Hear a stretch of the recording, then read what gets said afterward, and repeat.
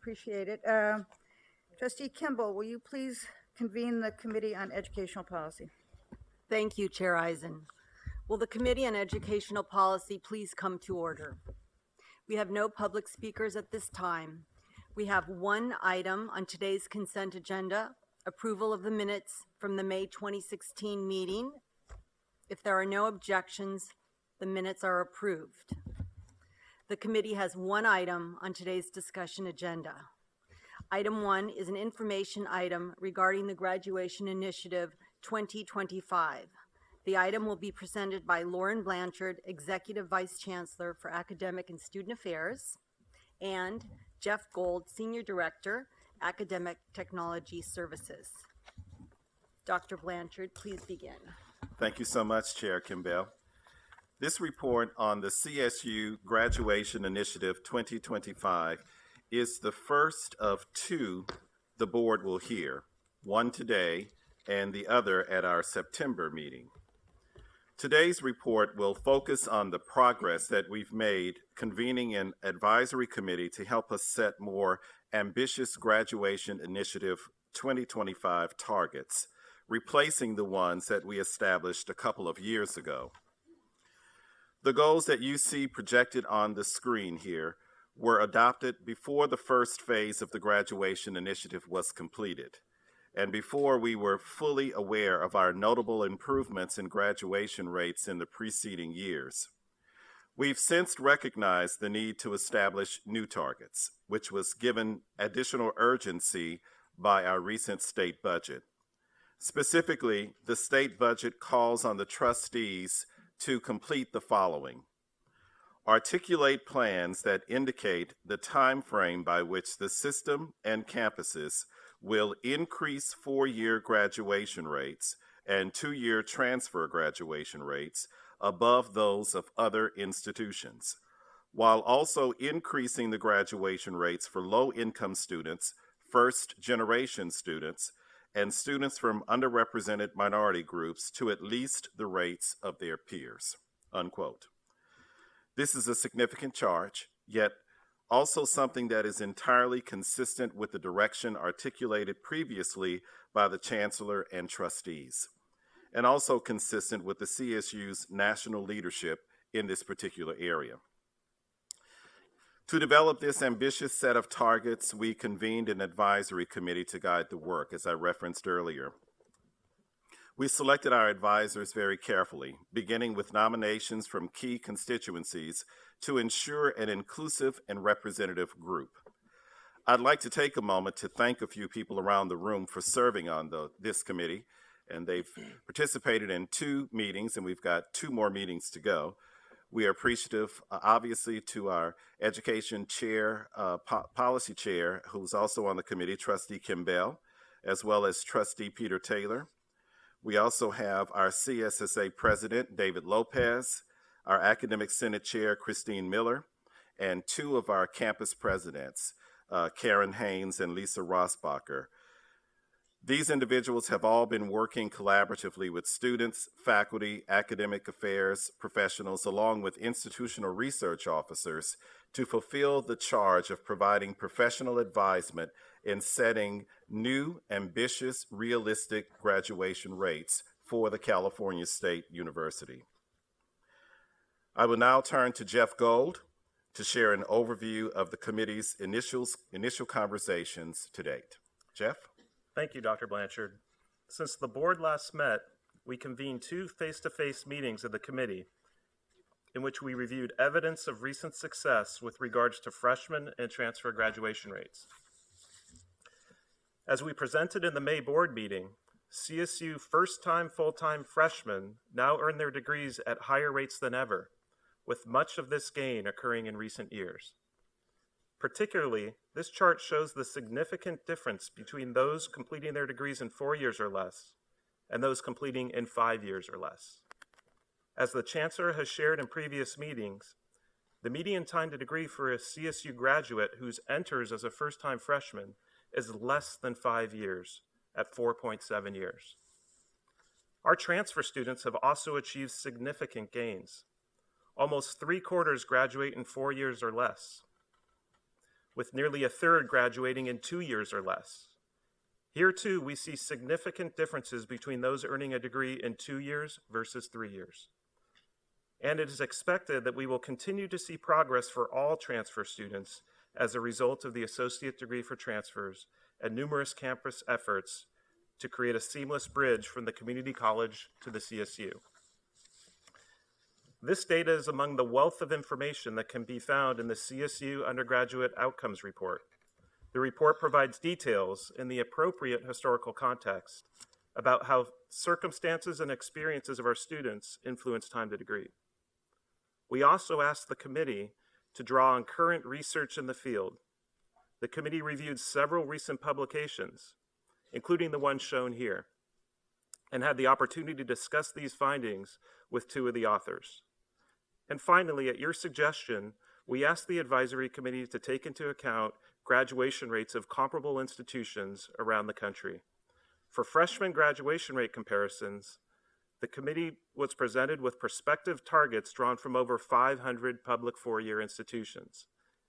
Given that more than half of CSU students transfer from a community college, we also asked the committee to consider a range of transfer graduation rates drawn from roughly 100 colleges and universities for which completion data is available. Dr. Blanchard?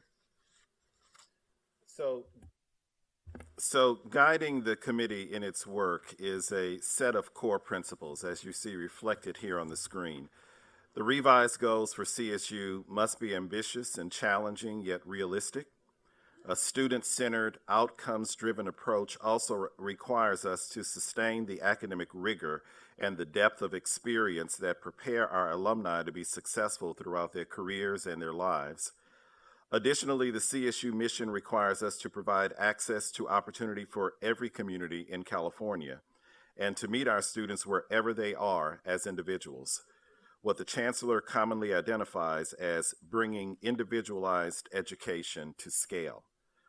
Finally, our core principle includes a deep commitment and relentless focus required of all of us, the state, the university, our educational partners, and our communities, in order to achieve the goals we are about to set. So this now brings us to the most significant portion of our update to date, which includes information pertaining to the actual percentages in ranges. Based upon extensive statistical modeling and most critically the assessment and guidance from the advisory committee, we have established these preliminary, and I do emphasize, preliminary ranges for setting our Graduation Initiative 2025 goals. From within these ranges in the coming weeks, we will continue to be guided by feedback from the Graduation Initiative Advisory Committee, and we will finalize a specific percentage target for each of these 4 that you see here, well, it's 6 total, including the achievement gap metrics.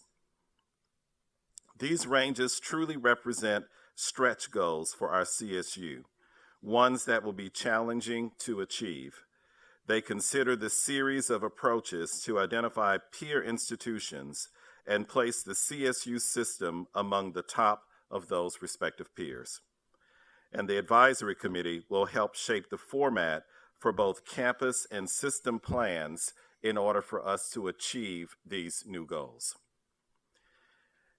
You might recall at the last board meeting that we shared with you this timeline reflected here for this process, which includes today's meeting. In September, we will propose the new finalized targets for Graduation Initiative 2025 as part of the board's formal agenda for your review and approval. You are also invited to join us for the CSU Graduation Initiative 2025 Symposium that will occur directly following our September board meeting. During the symposium, we will work together to highlight promising approaches to meet these new goals and empower our students to even greater successes. And throughout the conference, we will learn from each other in presentations from our campuses selected based on evidentiary data demonstrating their impact on student success and their potential to inform colleagues from around the system. We hope you will join us, and we look forward to what our students will achieve with the support of everyone in the CSU community and from the state of California. I would now like to provide an opportunity for Trustee Kim Bell, who, as you heard me state earlier, is a member of the Graduation Initiative 2025 Advisory Committee, to now share any of her observations.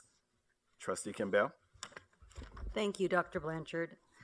I would like to begin by acknowledging the tremendous complexity involved in the work the committee has been undertaking. The group has had the opportunity to have meaningful discussions on approaches for this work and actively use the available data and models to inform our own thinking.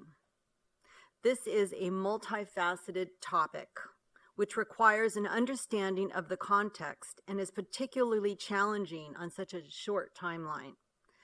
The entire committee has been extremely engaged, respectful of multiple viewpoints, and actively working to achieve a set of advisory outcomes before the September board meeting. I look forward to the remaining work we have ahead of us and to bringing the set of recommendations to my colleagues in September. This is an information item today, and I would invite my colleagues' comments and questions. And I particularly want to thank Dr. Blanchard, our leader, on this difficult and the most important issue, I think, before us today. Thank you. Questions? I think we'll start with Peter. Thank you very much, Chair Campbell. I appreciate the chance to have spent a couple of days with the members of the advisory committee. As you probably saw on that list, it's quite a diverse group, and there are robust discussions because we don't all see things the same way, but that's why you have big groups like this. The staff has put together a lot of work, and they put together a great chart that I hope you can share with everybody. It's actually on the web. You can type in the campus name, and it up comes peer benchmarking data by a variety of metrics, and it really populates graphs and charts real quickly. I mean, it's a very useful tool to see where our individual campuses fall in relation to like campuses around the country. And it's been very useful in the course of our discussions. I do want to say, Vice Chancellor Blanchard, that that four-year graduation rate, just to go on the record, I don't think 30% would be considered a stretch goal exactly for the system. And I'm hoping in tomorrow's discussion, when we start to really fine-tune our estimates, that we can push that quite a bit higher. Right now we're headed towards 24%, hopefully with this extra money that our representatives in Sacramento have granted us, and hopefully will be granting again in the years ahead. We can use to push significantly past 24 and 30%, but really up into the high 30s and maybe even into the 40s. So I just want to emphasize that those ranges are still a source of some discussion, and we'll have to see in our coming meetings where exactly they fall. Point well taken. Any other questions, comments? Trustee Fagan? Well, I certainly want to congratulate the committee and Dr. Blanchard and everybody involved for reviewing, and Chancellor White for taking another hard look at these goals. The graduation rate, four-year graduation rate, has become more interesting to a lot of people recently, as we all know, and it has so many benefits, both benefits to the graduates themselves and spending less money going to school and getting out in the workforce and really, for better or worse, getting into, quote, real life sooner. But also, when they get out, they open up spaces for some of those 25,000 or so people that haven't been allowed in, who can now get in earlier or get in at all. So all these are great ideas, and I want to echo Trustee Taylor's comments. 35% is actually, I think, certainly good and better than where we were. But if there's a possibility of increasing that in the future to the numbers that Peter talked about, that would be ever more great. So I have one question. These new numbers are being brought up in a relatively short time after the old numbers. So what has changed, and how have you been able to come up with this? And is this realistic and why?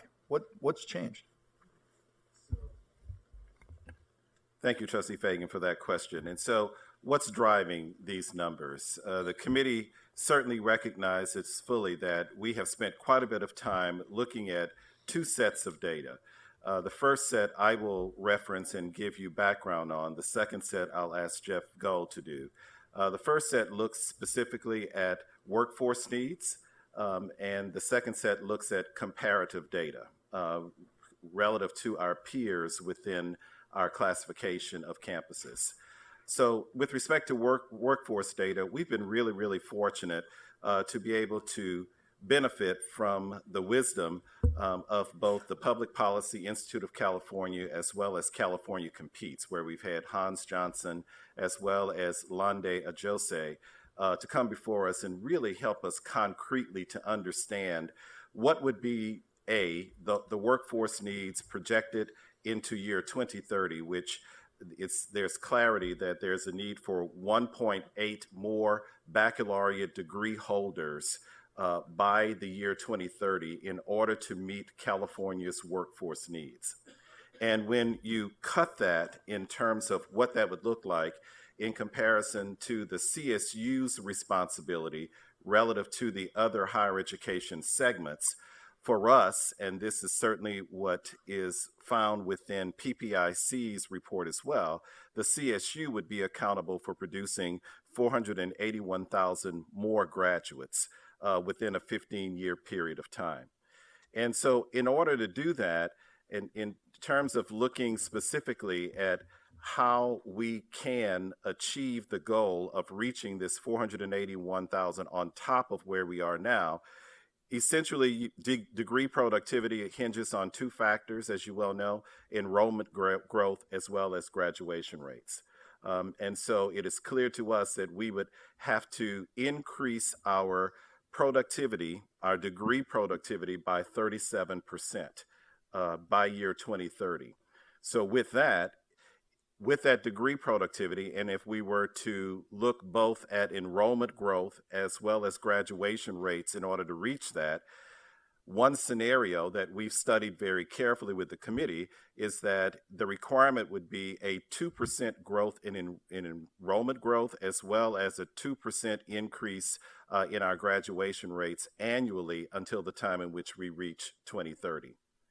And that's only one scenario. And obviously, if you give on one, you have to grow higher in the other. So hypothetically, if you only are awarded 1% enrollment growth dollars, then we know that means that we're going to have a 3% increase in our graduation rates. But let's stick with the 2-2 scenario. So with that 2-2 scenario, what that actually means if we achieve that end, or perhaps I should say when we achieve that end, this would place us at a 6-year graduation rate of about 68 to 70% in 2025 and a 75% graduation rate that we would achieve in 2030. Now, if you drill down to the 4-year rate, it would mean that, and this is for first-time, full-time freshmen only, we're not looking at transfer students within this number. For our 4-year freshman graduation rate, it would mean that by 2025, we would have a 32% graduation rate, 4-year graduation rate, and by year 2030, we would have a 37% 4-year graduation rate.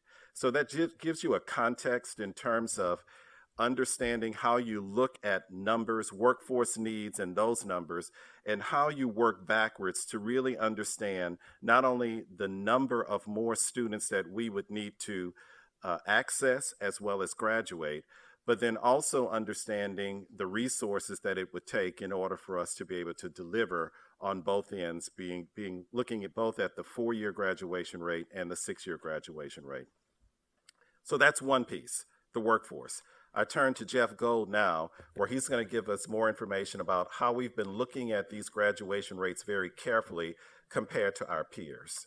Thank you, Dr. Blanchard. And I'll ask Justin to bring up slide A5 if he's able to. And while that's coming up, a couple answers. One is the world was pretty different in the fall of 2014 when we set those original goals. So if you remember the slide I showed with the progress, we, in some ways, were a victim of our great success over the last few years.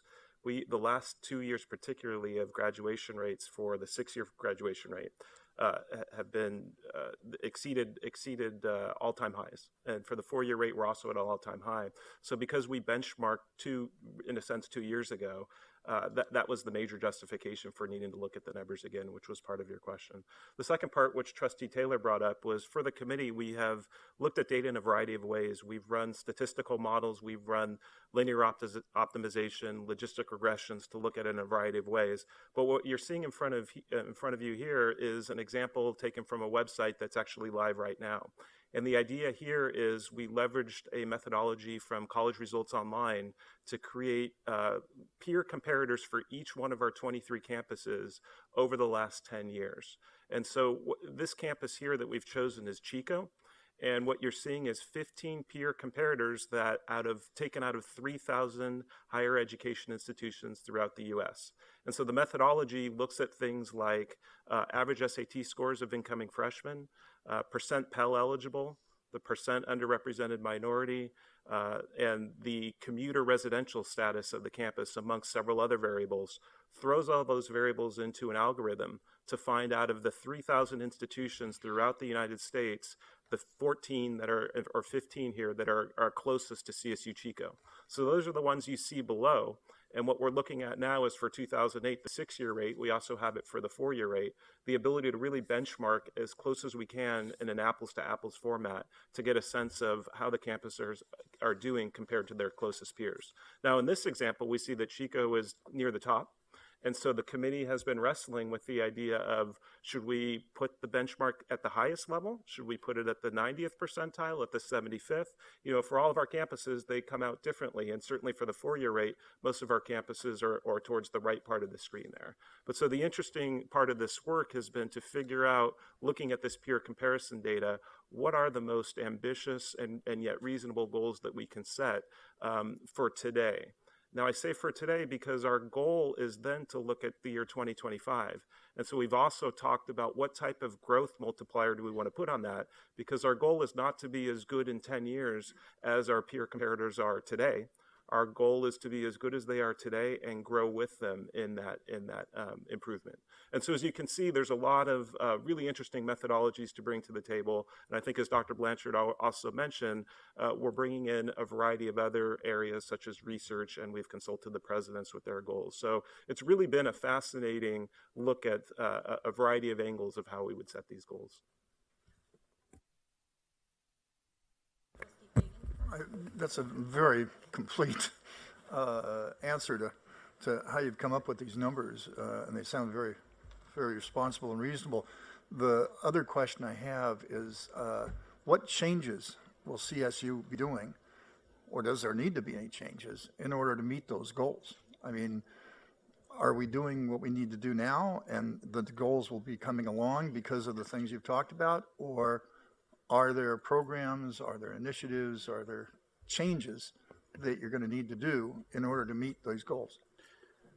Thank you again for that question. And the reality is that the answer to that question will lie within the expectation for both a system plan as well as campus-based plans that will strategically articulate what will be the strategies that the campuses will use in order to ensure that they're able to meet their respective targets. Some of the strategies will carry over from some of the work that these fine individuals are already leading on their respective campuses, and others where they will be implementing other kinds of strategies. We will be more specific about what those will look like at our September meeting because we're still collecting information. But in addition to that, you'll have the benefit of the symposium that'll be occurring along with our next board meeting, where they're based on evidentiary data. You'll be able to see how a number of our campuses have already moved their graduation rates significantly. And the question is how, and they'll be able to show you exactly how based on the strategies that they're implementing. So you'll learn more about the September meeting, but the reality is that those changes will be reflected in the plans that we will be developing and submitting. Okay, Trustee Carney, and then Trustee Taylor, and then Trustee Melendez. Chair Campbell, I see the Chancellor wanted to speak, as did Speaker Rendon, and I think I should yield. I would like to yield. Go go ahead. All right. Thank you. I did hear a reference to the state budget, so I felt compelled to chime in. And I'm pleased to see that we have a very ambitious plan for raising graduation rates and closing the achievement gap. And I think certainly this year in the state budget, we in the legislature tried to send a very clear message about our desire to make sure that that both the achievement gap and increasing graduation rates were done in conjunction with one another. It's good to see campus-specific benchmarks. That's important. I think it's important for all of us, and I know our higher education chair is here as well. It's important for a lot of us in terms of the credibility of the system and the credibility of the plan to make sure that in addition to these very ambitious and exciting plans, that there's also sort of campus-specific strategies as well that have been developed. And I think, again, it's important for us as a legislature moving forward. Thank you.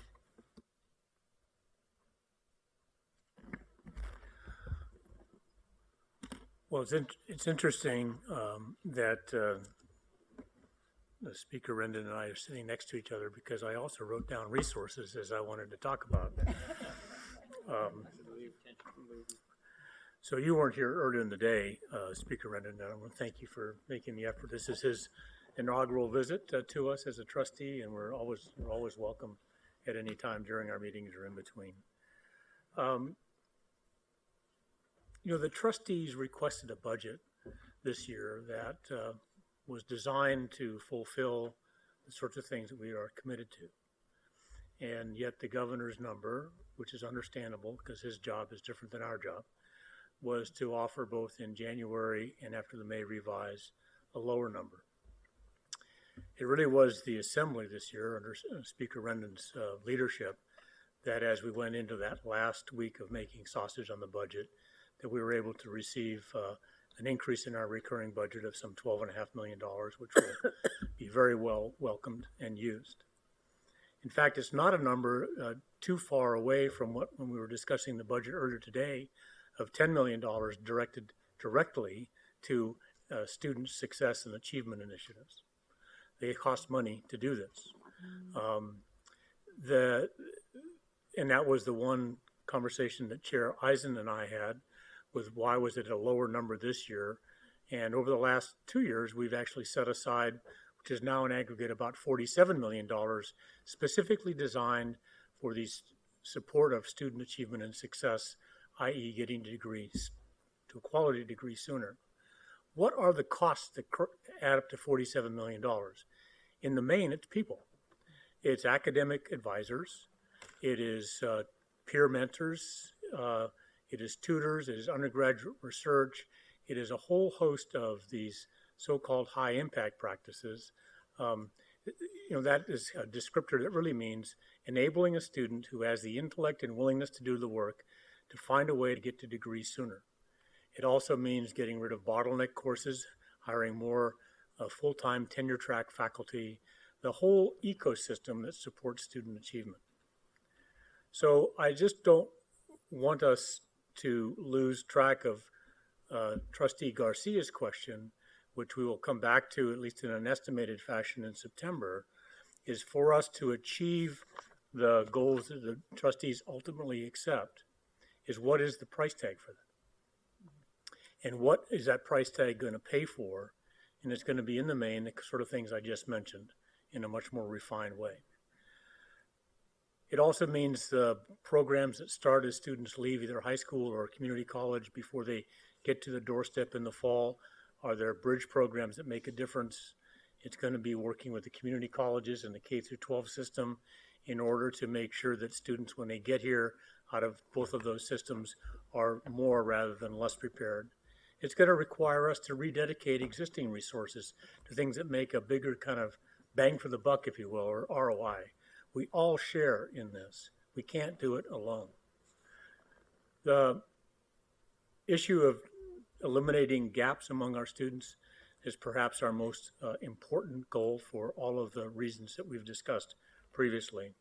But I just want to make certain that we know our ability to ultimately succeed with the achievement of serving California's future is going to require us to have a predictable and sufficient revenue stream that enables us to have the people in place and the programs in place. As Jen Egan said earlier today in open comment, getting students to degree is not a one-time event. It is a recurring investment in those students who take 4 or 5 or 4 years in one summer or require summer support between their junior and senior. Very individualized pathways here. But while I will be the first to trumpet high goals, I cannot be your chancellor without also saying we have to have a commitment from our friends in the legislature and the governor in order to fulfill that commitment. It's a partnership. It's not us being able to do it by just squeezing more blood out of the turnip. So again, I offer a word of both great hope and aspiration, but also a word of realistic perspective that in order to achieve, our partners have to also be at the table in a meaningful, sustained, and recurring way. Thank you. Thank you, Chancellor. And now, Trustee Carney. Thank you. This question might be a little premature, but when we've talked about this subject before in the 2 previous meetings I've attended, which is very much I publicly acknowledge, it sounds as though the approach on various campuses has been to do everything we know how to do that will encourage student completion success, which totally makes sense. But in the context of a plan this significant, it seems to me that we need to think early on about evaluation and who's going to evaluate. Do we have a body, not on the campus where the program is being instituted, but do we have someone in the administrative office, or is this a role for someone in the nonprofit sector? Who's going to do the evaluation of various programs that become a piece of a whole to see which ones are the most effective and, frankly, which ones are the most cost effective? Because, you know, as we've just, the Chancellor just referred to the remarks of Jennifer Egan, which are right on. This is an ongoing thing. We're not going to achieve this once and then we stop. So we really need to know what works and what it costs to get it to work, and which programs or efforts may help some students but move the needle less. So is this being built into this whole plan as you're thinking about it? Yeah, thank you, Trustee Carney.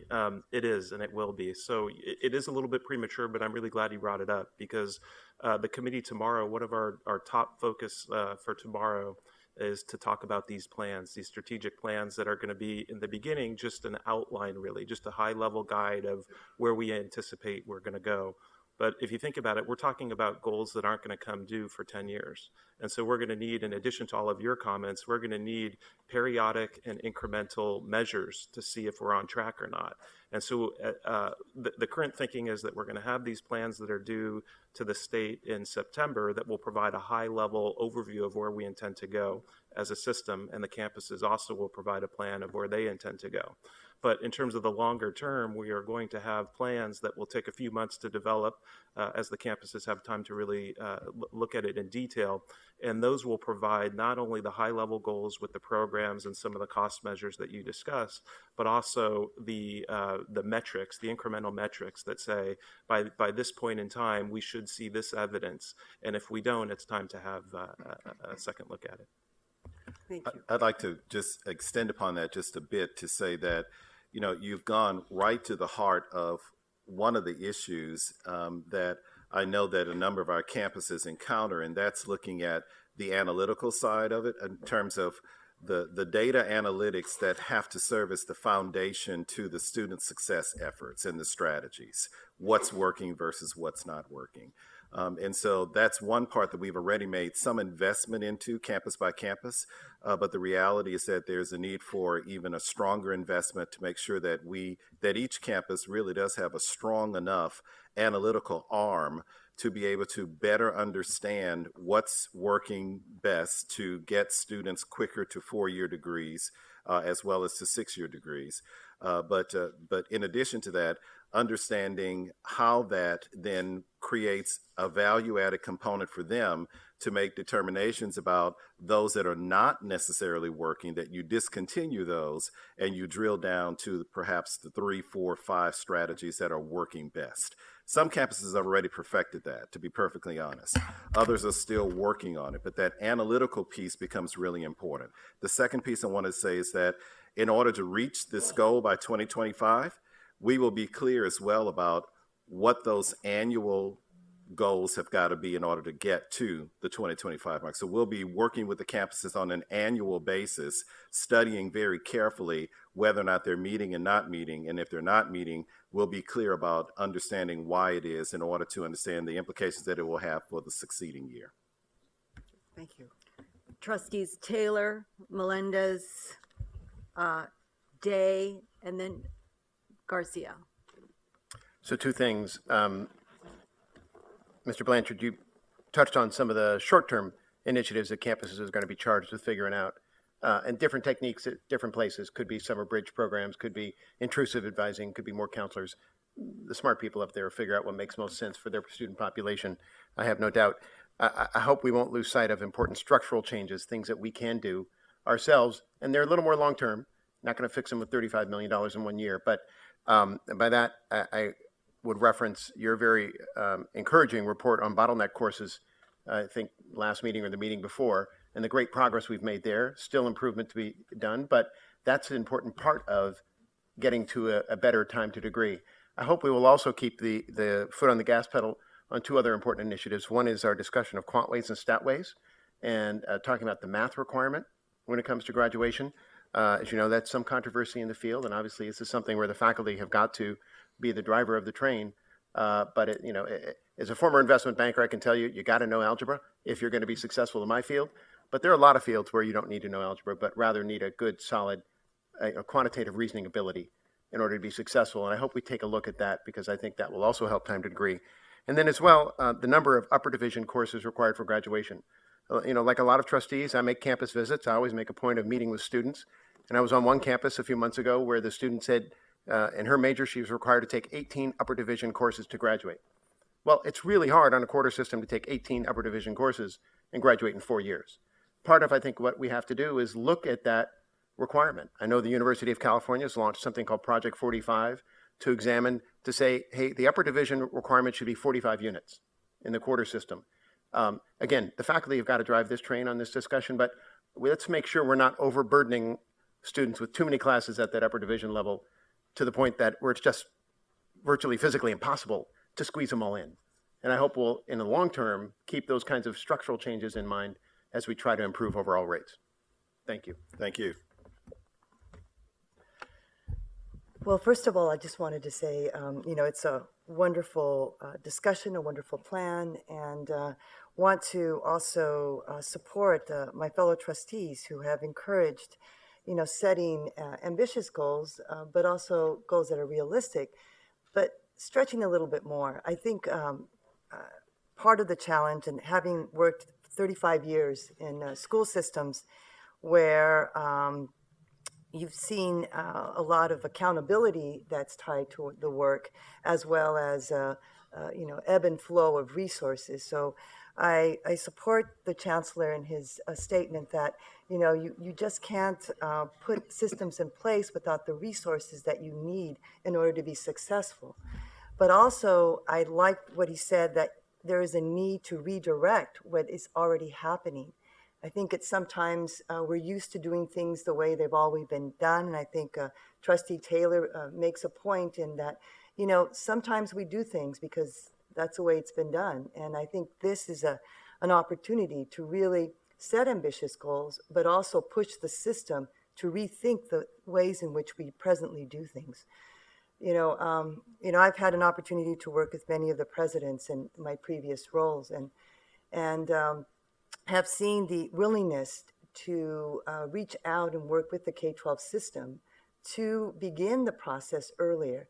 It doesn't just fall in terms of responsibility and accountability to this system, but that it's something that should begin beforehand. And I believe, bridge programs, opportunities for students to take some of the courses, in the K-12 system before they begin the system, CSU system, I think shows promise.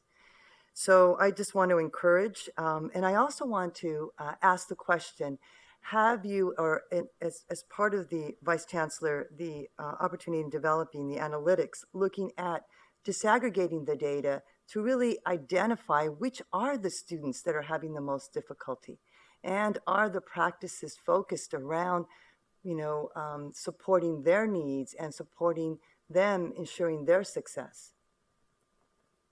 That's an absolutely great question, and if I were to turn my head to the left, I would imagine that a number of the presidents are nodding their heads affirmatively that they are in the business of looking at those disaggregated data in order to make sure that they understand if disproportionately you have one segment of students that's not performing as well as others, and then understanding why the strategies that are being implemented, either why they're working or why they're not working. Mm-hmm. So we certainly have a lot of that data already available. I can assure you that a number of campuses have even come together and they're looking very closely at some of the data around minority males and why they are disproportionately not completing degrees within a timely manner, and in some instances why some are even dropping out. And so, yes, to answer your question, is that disaggregated data is a major focus of the campuses as well. Trustee Day.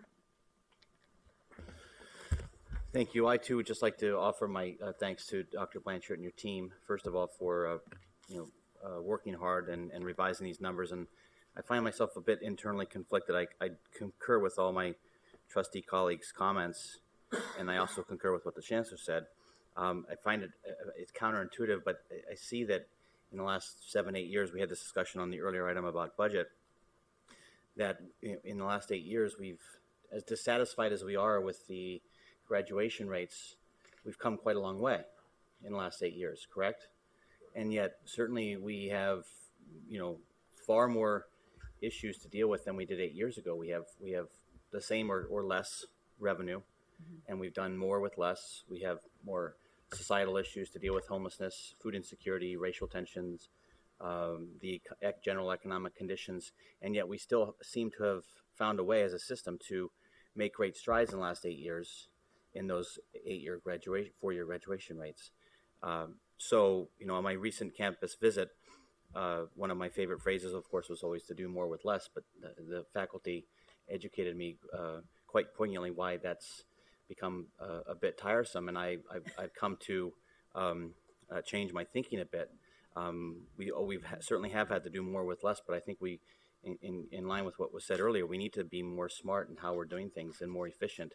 And this, in my mind, speaks to what I see as some big issues we're going to have to grapple with in the very near future, and for other reasons, whether it's the general economic condition of the state and the ability or the availability of general fund resources from the legislature and the governor, or the issue of how we deal with tuition, or how we grapple with these major policy issues. But I think we've got to have mentioned it in other contexts. I think we need to, kind of wearing our finance committee hat, look at some of these other issues, whether it's at the system level or at individual campuses, to really scrub the numbers and make sure we're being as efficient as possible with those tax dollars, because when push comes to shove, we need to be able to verify that we're spending those dollars as wisely as possible to make that argument that the Chancellor says is going to be needed. And it's a foregone conclusion that you're going to have to at some point do that, but I just want that one part of this discussion to not be lost, that we've got to be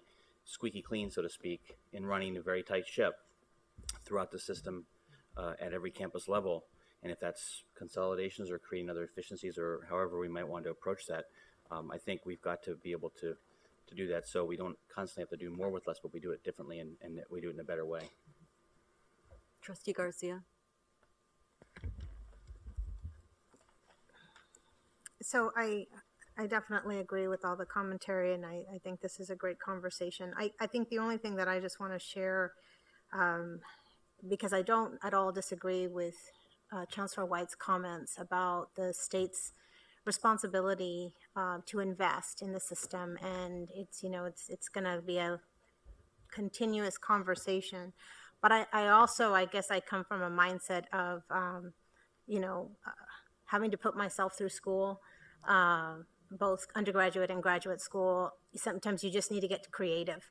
And so what I would ask us and encourage us to do is to not lose sight of coming up with creative solutions. So as you map out what is the price tag on all of this to reach that goal for the 2025 is, when you look at what that cost is going to be, ask yourselves, is state funding the only way to do it? Is there a different way? And again, it's not to say that we shouldn't be asking the state for the support that we should be receiving, but I don't want us to lose sight of the importance of getting to the graduation for our students, because at the end of the day, that's what we're talking about. It's for the students.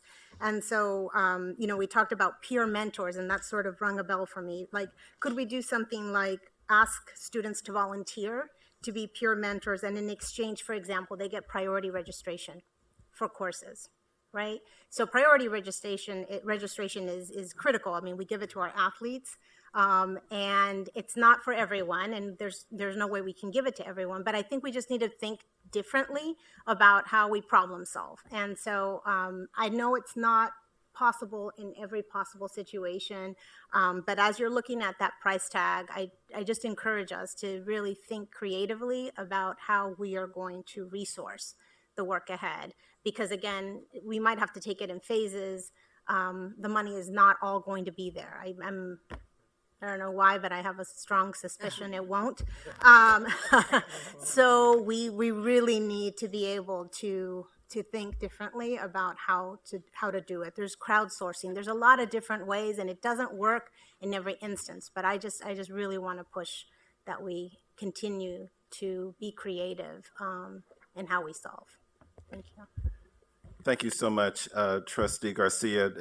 I want to emphasize that it seems as if there is a hunger today to learn more about the strategies. And I want to be clear about the fact that we've got quite a bit of discussion that we've already raised with the committee around strategies, but that at the September meeting, we'll certainly give you more. But to just give you a snapshot, if you could bring up slide A6.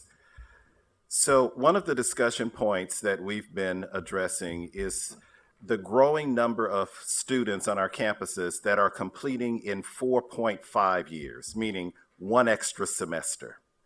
And what it would do to our graduation rate if we were to take that segment of 4,000 students and actually graduate them in 4 years. What impact would it have on our graduation rate, our 4-year graduation rate? So if you look at the 2010 at that 4,157, if we were to move those students into the 4-year rate, that would impact our graduation rate by an additional 9 percentage points. So my point that I'm raising with you is that we are looking at strategies. We probably have not been very good at sharing today the broad breadth, but there's even more to go because we are consulting with our colleagues here at the campuses in better understanding some additional strategies that they're implementing that's not going to necessarily cost a lot of money, but it will tie into the advisement piece of knowing exactly who those 4,157 students are, that we can either get them into summer classes and understand what the implications of that would be, or whatever other advisement strategy that would be in place in order to have these students to complete within a 4-year period. So that's just one example of many that I wanted to share with you. Trustee Nyland? Is it Nyland? Nyland. Thank you very much. I also concur with all the comments that we've heard today, but I also think we need to emphasize as we set goals and as we allocate resources that we remember that California is not a homogeneous state, that each of the campuses are unique and each of the issues related to campuses are unique, and that I know that's a strategy and piece of information we have to have, but recognizing that certain areas require different resources and different approaches has got to be cornerstone to the efforts that we take. So I just wanted to make that comment clear.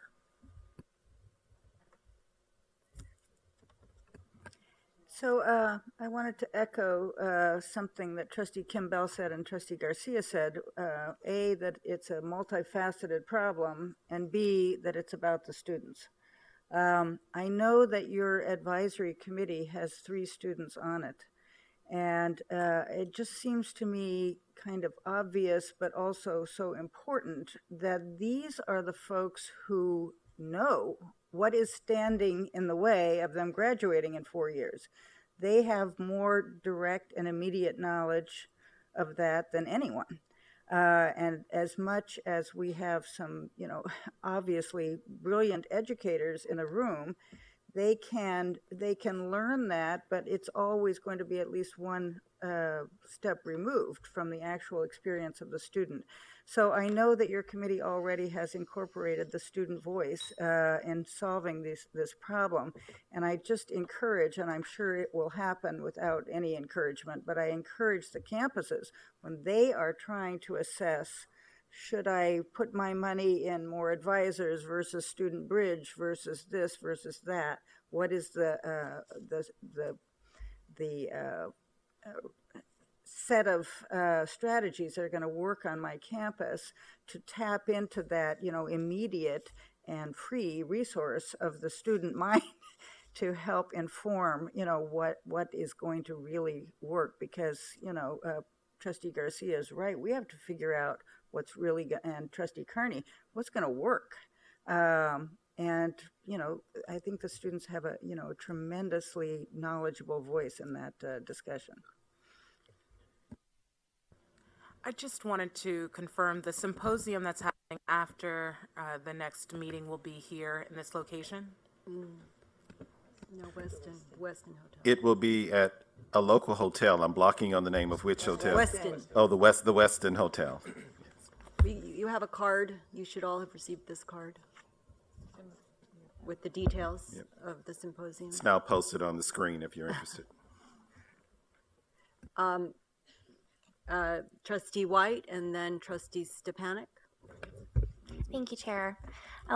Thank you. I'm going to be a parrot and say what everyone else said. You did amazing work in your team. I've done such a good job breaking this down for us, and we really appreciate it. I'm especially interested in this 4.5-year graduation rate, which we know is really common. I'm so excited to hear that if we can solve this 4.5-year graduation rate, we can get up by 9% for our 4-year. I think that's fantastic.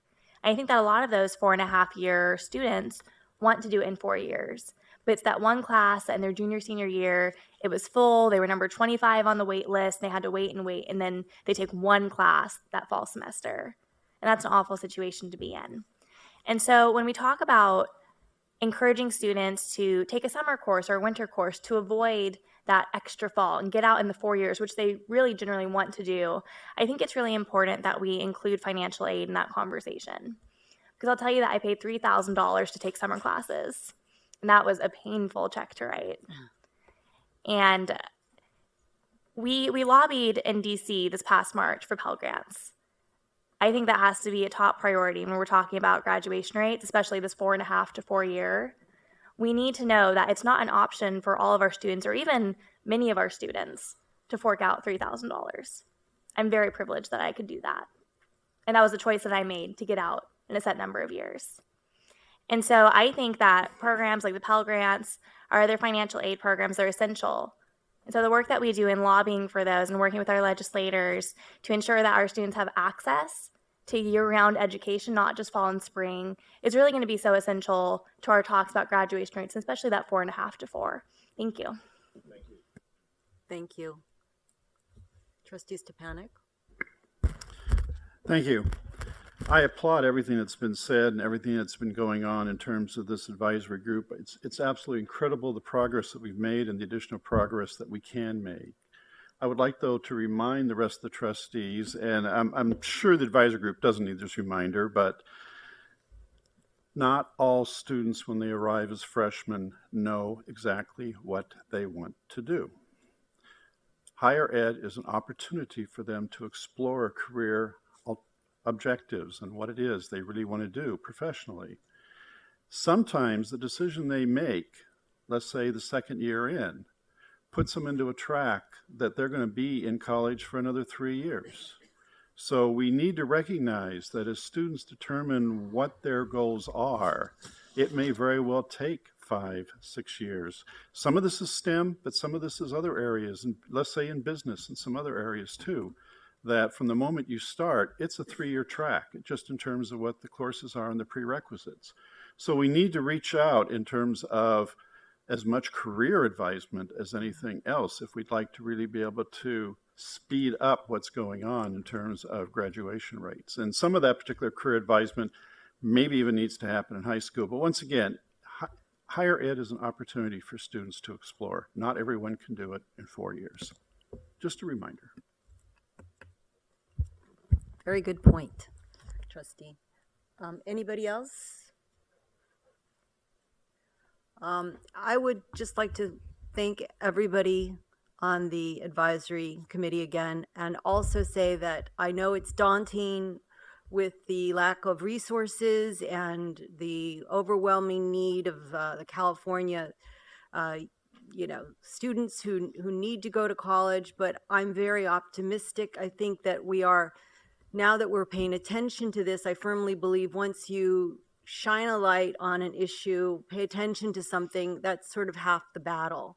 And I think we're really serious about this, and I'm very optimistic about the things that are going to happen. I don't know what the exact number will be, but I know that we are going to improve grad rates, and I'm very excited. So thank you.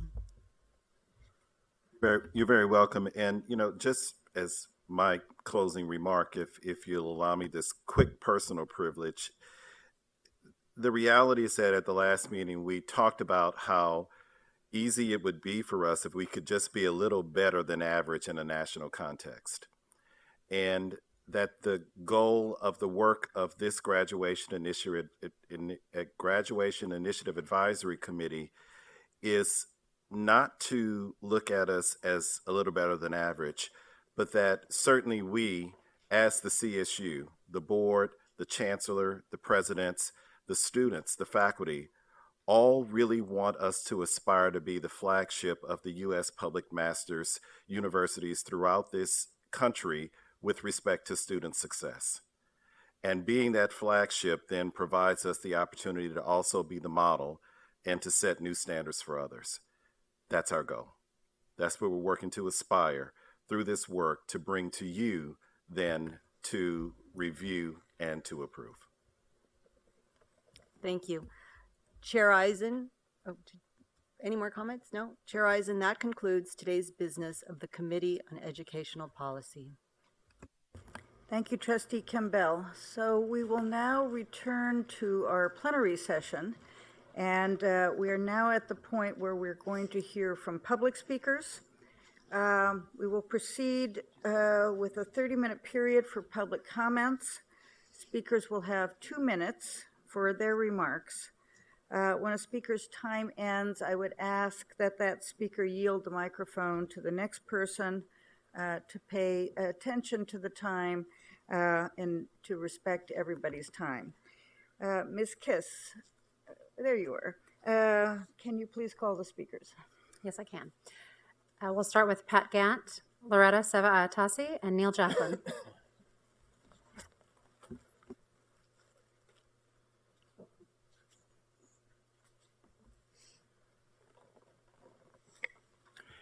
Good afternoon, and thank you for the opportunity again. I think the discussions, I always like to speak at the plenary, usually because it really captures, I can hear the discussions and sort of know where the trustees and the board are discussing on the points. But I also like to know that, some of the messages that we are saying either here in the legislature are being heard. And I'm glad that Speaker Rendon are here and Assembly Member Medina, because also I think that they're very supportive of the CSU. And it was the Assembly that did help us with the budget process in the very late stages. Unfortunately, the other side of the house didn't comply, but that said, they're only given a certain amount of money that the governor would say you could actually put in a budget that would not get a blue pencil across it. So there's a reality we have to do with, and the governor has been consistent, unfortunately, about Proposition 2 funding, and I think that's where the rest of our request went. But I think the one thing that we have to do, and thank you, Superintendent Thorlickson, for being here and reminding us that Prop 30 needs to be extended. Remember the speed limit, 55, to keep education alive, folks. If we don't extend Prop 30, all these good things you're talking about, graduation initiative, access to everything else, it goes the other way. And some of us have been around a long time and know what it looked like going backwards without the state funding, right? Remember furloughs? Some of us do. Layoffs? Some of us do. We don't want to go back there. So I challenge everyone in this room to really think hard. And if you're really representatives of the CSU, think about what you're going to do to extend Prop 30 in November and basically make us, the state realize that we need the money to go forward and we can meet all the expectations that the public and the legislature and the taxpayers have, because the CSU has been around a long time and it's succeeded in its mission, even when it wasn't funded to the degree it should be. Thank you for the opportunity.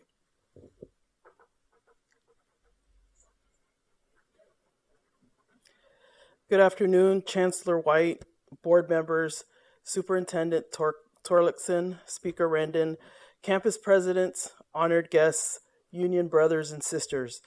My name is Loretta Savaitasi, VP for Finance for CSUU. We have heard many reports today, and a very important one to all of us is the budget report for the upcoming fiscal year. CSU did not get the total amount requested above the governor's proposed budget, but received some one-time funds. But as noted by one of our new trustees, is not a good practice for funding recurring costs. The raise we are receiving above the budget at 322 from 14-15 to 16-17 is going to be paid from one time. How about next year, the year after that? We also heard about constraints because of mandatory budget items like Prop 98, not to mention Prop 2. The CSU continues to find other methods to deal with this lack of or inadequate funding by contracting out services that can be performed by our bargaining units and prolonged contracts like at Monterey Bay, San Marcos, not to mention Channel Islands health services.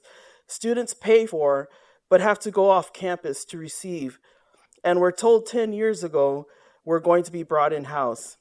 A feasibility study hasn't even been completed yet. New buildings pop up all over the CSU, all in the name of saving money, or in many cases, spending more. Fundraising has become a big deal, and where do those funds go to? New buildings, pet projects, how about more class sections, or advising to reduce time to graduation? Last but not least, public-private partnerships, which bring private funds to erect buildings that help campuses financially, but then restricted use based on private timing and use of facilities, not to mention outside events brought to campus where safety can become an issue or bad influences. Who will oversee and ensure policies are adhered to? Our fellow union brothers and sisters in CFA stated earlier that we must work together to ensure this public good. The CSU remains so and is funded by public funds. When are we going to get legislation that will be a funding source for the CSU? Prop 30 is expiring, and Prop 55 has no state sales tax revenue, but it has to pass so new revenue comes in and the CSU can benefit. It's time for us to all work together to secure more ongoing funding for the CSU. K through 14 did it. We can too. Thank you.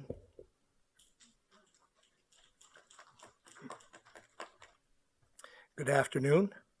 My name is Neil Jacklin, VP for Organizing for CSU-EU. I'd like to share some news about the health and well-being of the CSU staff. Recently, over the past several months, myself and others have had the opportunity to travel up and down the state visiting our represented employees. These campus visits were twofold: to inform and educate our represented employees about the benefits of becoming a member, and also to listen to them. Since July of last year, we have recruited over 2,200 new members, and I can say these recruiting tours were very rewarding and revealing to me.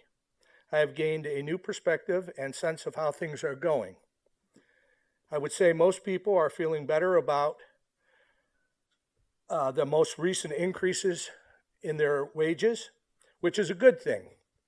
But they are still concerned on how to navigate the current IRP and reclassification process. The employees are confused and disillusioned with the campus's set of criteria and guidelines. Again, I would ask this body to consider making these processes more transparent and employee-friendly. And I would ask the Chancellor's Office to please consider creating one IRP process for all campuses. Thank you. Tessie Reese, Rocky Sanchez, and Sergio Roldan. Hi, I'm Tessie Reese from San Diego, Unit 2 Chair. I just wanted to follow up with Loretta's speech regarding outsourcing, in particular with Channel Islands. We'll be going there the beginning of August to meet again to find out about the Student Health Center and hopefully bringing it on site and bringing it in-house. They promised last year that they would get together with us this year to give us some feedback, and hopefully they'll have some good news for us. But since they haven't followed through with the plan that they said they were going to, I'm not too hopeful about when we show up what we will hear. So I just want to ask that as we're outsourcing our work, think about what that does. We're talking about students.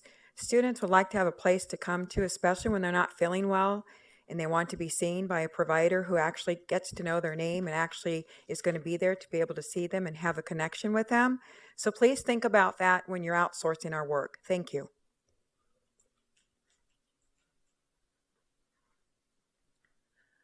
Good afternoon. I'm Rocky Sanchez, CSUEU, Bargaining Unit 7 Chair. I'm going to follow up my theme that I have been going on for several meetings now regarding surveillance cameras on the campuses. But first, I want to thank CSU San Diego for at least reaching out after over a year of having a meeting confer regarding surveillance cameras on their campuses.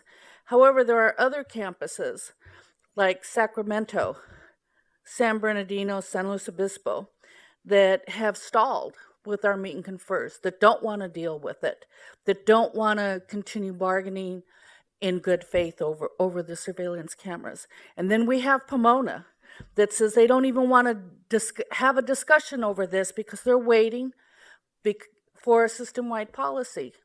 I've asked for a system-wide policy. I'd like to see a system-wide policy so that we're not spending money, not on the CSUEU side, and definitely not on the CSU side. If we had one policy that could deal with this, that would not just be the floor, but also the ceiling, a lot of things could be done. So thank you very much.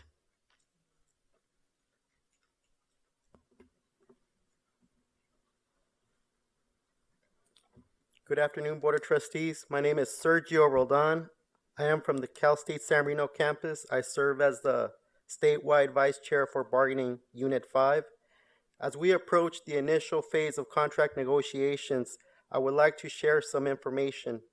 I joined Cal State San Bernardino 23 years ago, and at that time I was able to purchase a modest home in a nice neighborhood within a half mile from the university on a custodian salary. Now an incoming custodian would be extremely lucky to afford a one-bedroom apartment in a decent part of town with the salary of a custodian.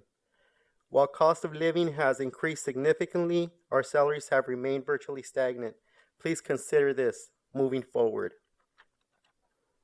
Also, I would like to publicly thank Dr. Morales. A while back, I reached out to him about installing mountain lion signs. For those not familiar with the Cal State San Marino campus, it sits just below the foothills of the San Marino National Forest. In my 23 years of service there, I've encountered mountain lions numerous times, so I felt the need to have these warning signs installed to alert the campus community of possible encounters. Dr. Morales stepped in and took swift action to install the signs. On behalf of the community, we thank you, Dr. Morales. Thank you. Elizabeth Sanchez, Marvin Morales, and Mick Bruckner.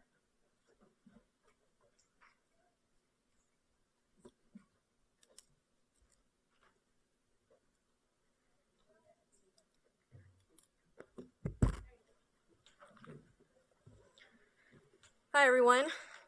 My name is Liz Sanchez, and I'm a student. Oh, wait, I already messed up. I'm sorry. My name is Liz Sanchez. I'm a customer from Cal State Fullerton. I'm here to address the issue of student homelessness and poverty. I'm here to bring forward an important issue that has been haunting hundreds of students, including myself.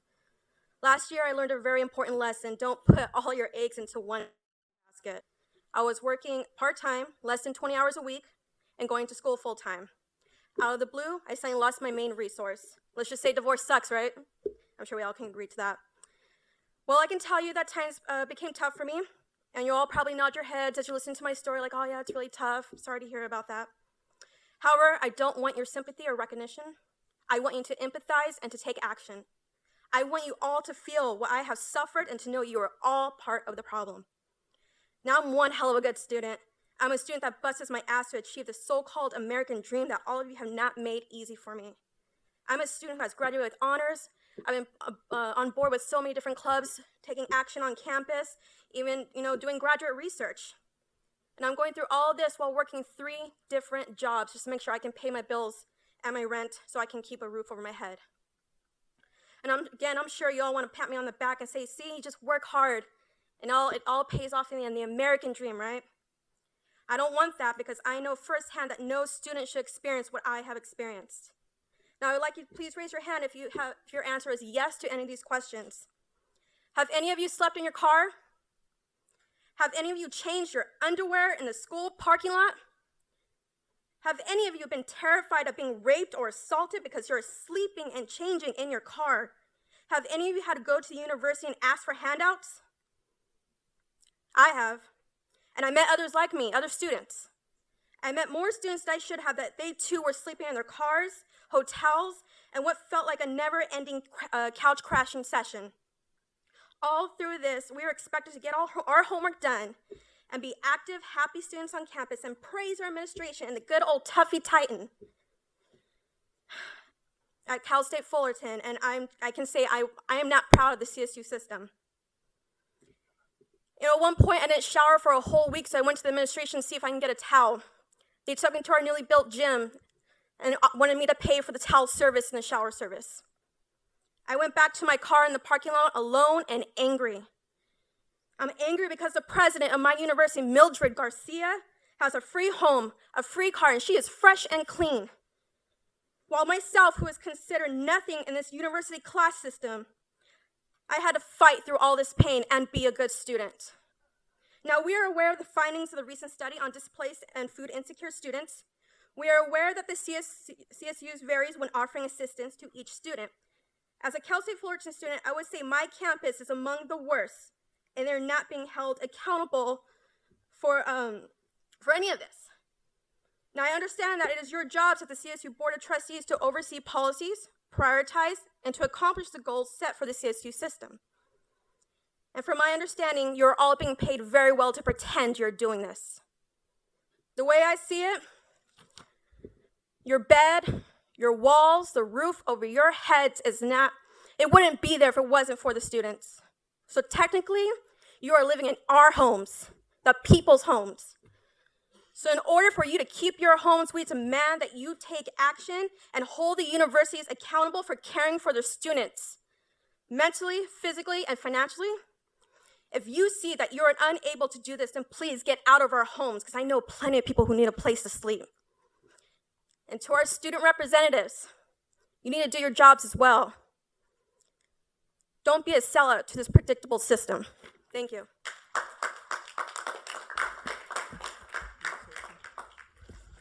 Just would like to comment for the record that trustees are unpaid volunteers. Good afternoon. My name is Marvin Morales, and I'm a student at Cal Poly Pomona, and I'm a student intern for Students for Quality Education. We believe that everybody should have a right to an affordable, accessible, and quality education.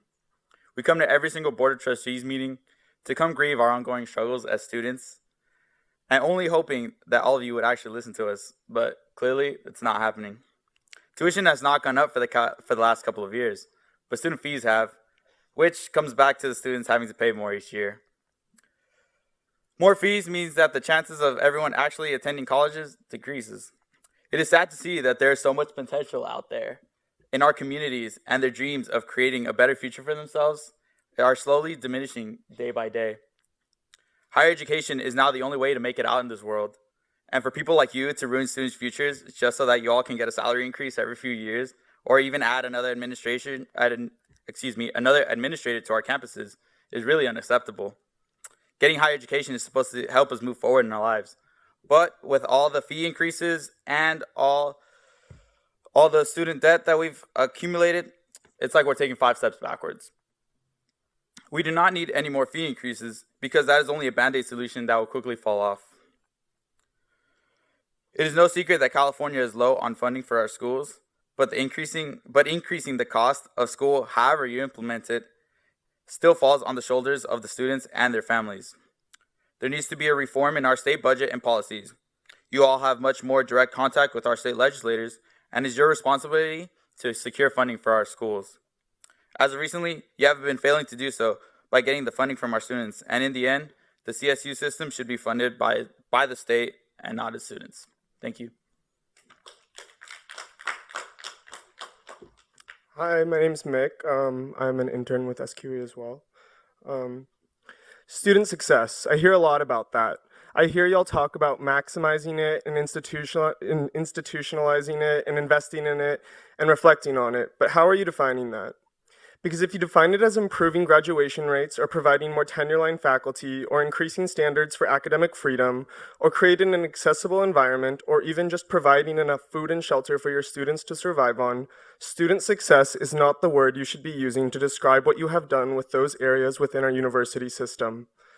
On my campus, tuition has risen 283% since 2000. The ranks of full-time tenure-track faculty professors fell by 2% over the last decade, and the pool of part-time adjunct faculty have increased by upwards of 50%.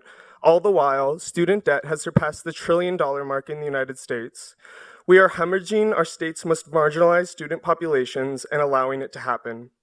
President Armstrong, on our campus, we have seen students identifying as African American drop well below 1%. Less than half of CSU campuses offer food and housing programs, and only 15% are proactively seeking out students who need help. All the while, Chancellor White is busy pursuing pet projects like switching out-of-state tuition to market-based and simultaneously displacing undocumented CSU students not accommodated under AB 540, or receiving an $8,600 raise this year from this Board of Trustees. This did not happen on its own or merely because of budget cuts. I know we are not supposed to be talking about the sustainable financial model today, but I feel the need to address the numerous flaws I see in it and many of the plans that were discussed today. The sustainable financial model and many of the CSU's fundraising tactics systematically allows CSU leadership to restructure our university into a pawn serving the interests of the wealthiest and most powerful on the planet. Why are we resorting to such trivial and inequitable solutions for funding our university, the private sector? Why are you allowing the same corporate structures that have allowed our university to slip into the confines of crisis be our fairy tale knight in shining armor? We know that will not work. The private sector mechanisms, enterprises, and structures proposed in the latest draft of the Sustainable Financial Model threaten the very existence of academic freedom, intellectual autonomy, and equitable access within our university system. This is because corporate influence over public higher education has become a tightly controlled, meticulously executed apparatus that seeks to radically restructure state and federal governments and prioritize the corporate elite's bottom line over the public's best interest. Corporate influence over the CSU is ingrained. It is a cycle. Why aren't you vehemently speaking out against the politicians that pass laws that save California corporations and their beneficiaries billions of dollars per year? For example, Prop 13 has been used in California by wealthy corporations to reap the benefits of a law intended to help private citizens, namely the elderly, fight increasing inflation rates while on fixed incomes. The law allows corporations to freeze their property taxes for the year they purchase the property, saving corporations upwards of $8 billion a year and lowering the average tax rate far below what the average Californian is required to pay. Or in another example, why don't you speak out against people like John Fisher, CEO of Gap, who gave $18 million to a PAC that campaigned against Prop 30 in its last go? The PAC was closely affiliated with Governor Brown's wife, who along with her husband have claimed to strongly defend public higher education in the state. But have they?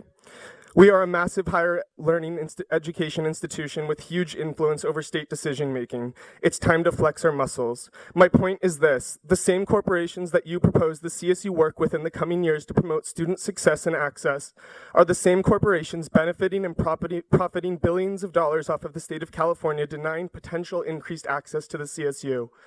If we ever want to dig ourselves out of this Reagan-induced rut, we Sir. cannot think like him. Sir. We have to find ways. Sir, could you please wrap it up? You've well exceeded your 2 minutes. Yep, sorry. We cannot think like him. We have to find innovative solutions that don't increase tuition even more than it already has been. I get that institutions of this size take time to transform, but it's time to turn this janky ship around and start working towards more transformative and accessible solutions. And yes, I do mean working towards more accessible, even free tuition. It's what the state of California needs. It's what the state of California wants. Thank you for your time. Thank you. Thank you. Thank you to all the speakers, We still have especially those who have three more traveled. speakers. We have additional speakers. We do have three more, and then that'll 2 be it. minutes, please. Respect the time of the other people who are here. Yes, please. Thank you. We'll conclude with Celia Labono Gonzalez, Shannon Deloso, and Justin Blakely.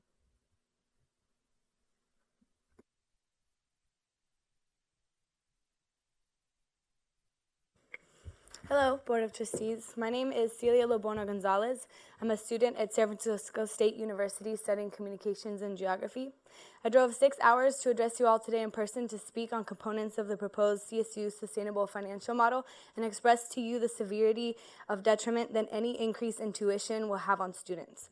To speak on my own personal experience, while many students qualify to receive financial aid, I happen to be one of the thousands of middle-class students that fall right in the catch-22 of not being eligible to receive financial aid, as I do not consider loans to be financial aid, yet my family is not able to afford the cost of sending me and my 2 brothers to college. Further, when the cost of living in San Francisco, currently one of the most expensive cities in the nation, if not the world, where median rent prices are at a staggering $3,200 a month, I believe I can say on behalf of San Francisco students that an increase in tuition, and as the CSU Sustainability Model proposes, annual tuition increases according to inflation, would be inhumane and borderline criminal. I know students who work 5 jobs and go to school full-time and live in a 1-bedroom unit with 11 other family members. I know students who live out of their cars. I know students who sleep on the street. With the recent publication highlighting that 1 in 10 students in the CSU are houseless and struggling with food insecurity, it must be acknowledged that raising tuition is not a viable solution for funding the CSU and maintaining an environment for student success. I understand that we need to work together to increase funding support from the state, as this is the only way we can truly uphold the right to an affordable, accessible, and quality education, and I look forward to finding ways students, faculty, and administration can work together to secure state funds and not rely on tuition increases or privatization of public education, as the latter two corrode our mission and purpose as the CSU in public higher education. Finally, I would like to express the utter importance of ensuring shared governance in relation to not just faculty, but students also being given the power to partake in campus decision-making. Many associate students have been running up against challenges with their administration in relation to auxiliary autonomy and operating student centers and student fee-funded facilities. This has been especially the case at San Francisco State, and I believe that providing opportunities for student development and professional development, such as associate students operating their own facilities, enhances the mission of the CSU. I invite the Board of Trustees to engage with students in a robust conversation surrounding shared governance and auxiliary autonomy, and work with each campus administration to ensure that these values are being respected in the same way throughout the CSU system. Thank you for your time. Good afternoon, everyone. Good afternoon to the Board of Trustees and also the CSU presidents.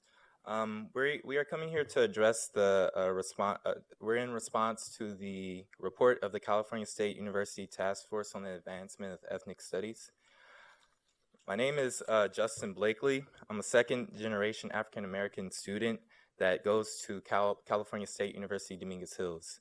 This is my 3rd year. My major is Africana Studies, and being an Africana Studies major has been a life-changing experience, and it has empowered me in ways that I could never imagine being empowered in any other in any other major, I would say.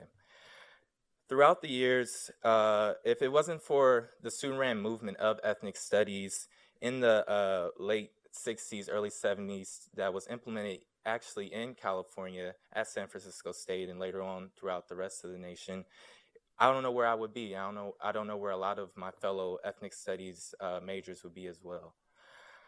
And in doing this and saying and being a part of ethnic studies in the movement today, I pride myself off of the work I do in the community and how impactful the actions I and my fellow colleagues take on campus and off campus, which benefit the community that we serve, and how I can not only speak for everyone that is an Africana Studies major and also a part of ethnic studies, but we do a lot of work that does contribute to the CSU, and we do understand that there's a lot that we do lack in our departments. Meaning what we lack is, I can specifically speak to my Africana Studies department, is we lack current cutbacks on funds, limited classes for majors and minors, not enough full-time tenured professors, and much more. The community work I can speak to, I do, is that since my freshman year, I've been doing research for the National Council for Black Studies. And this is research that well develops myself and also goes into the community as well. Just to furthermore move on, I want to ask the Board of Trustees, how is the CSU moderating the moratorium that has been placed on ethnic studies for the last 2.5 years? How will the Board of Trustees, Chancellor White, and all the CSU presidents assess or determine the success for the recommendations for the CSU Task Force for Ethnic Studies? An example, assessment evaluation process, and what must the university president and university constituents do in order for Chancellor White to commit funds for faculty positions in relationship with recommendation number 2? Although there has been a moratorium placed on changes to ethnic studies, our experience is that this mandate did not translate into campus decision or anything that we see that is actually being done or taken action for. Lastly, and we question the Chancellor's recommendation for the moratorium to be lifted in July 2017 due to the fact that we have seen little to none accountability or also tracking the progress of what these recommendations have done for the 23 CSUs across our campus. And being an Africana Studies major and being a part of the bigger movement of ethnic studies in the CSU system, I know that we are owed much more because of how much we contribute to the CSU, our respective campuses, and most importantly, our community. Thank you.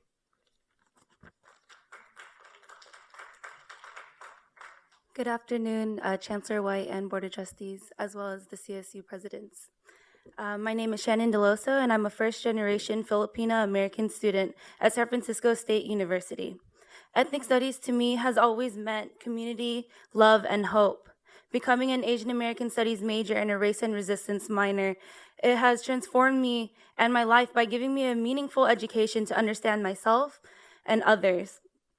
By learning relevant topics and issues that correlates with my life experiences, it pushed me to go above and beyond in my education and contribute to a better life on and off our SF State campus. As an educator teaching 10th to 12th grade students ethnic studies in the San Francisco Unified School District, I am a witness of the confidence and opportunity that these classes cultivate within the students, not only to do well in their classes through the values they develop, but to also create self-determination to pursue higher education and follow their dreams.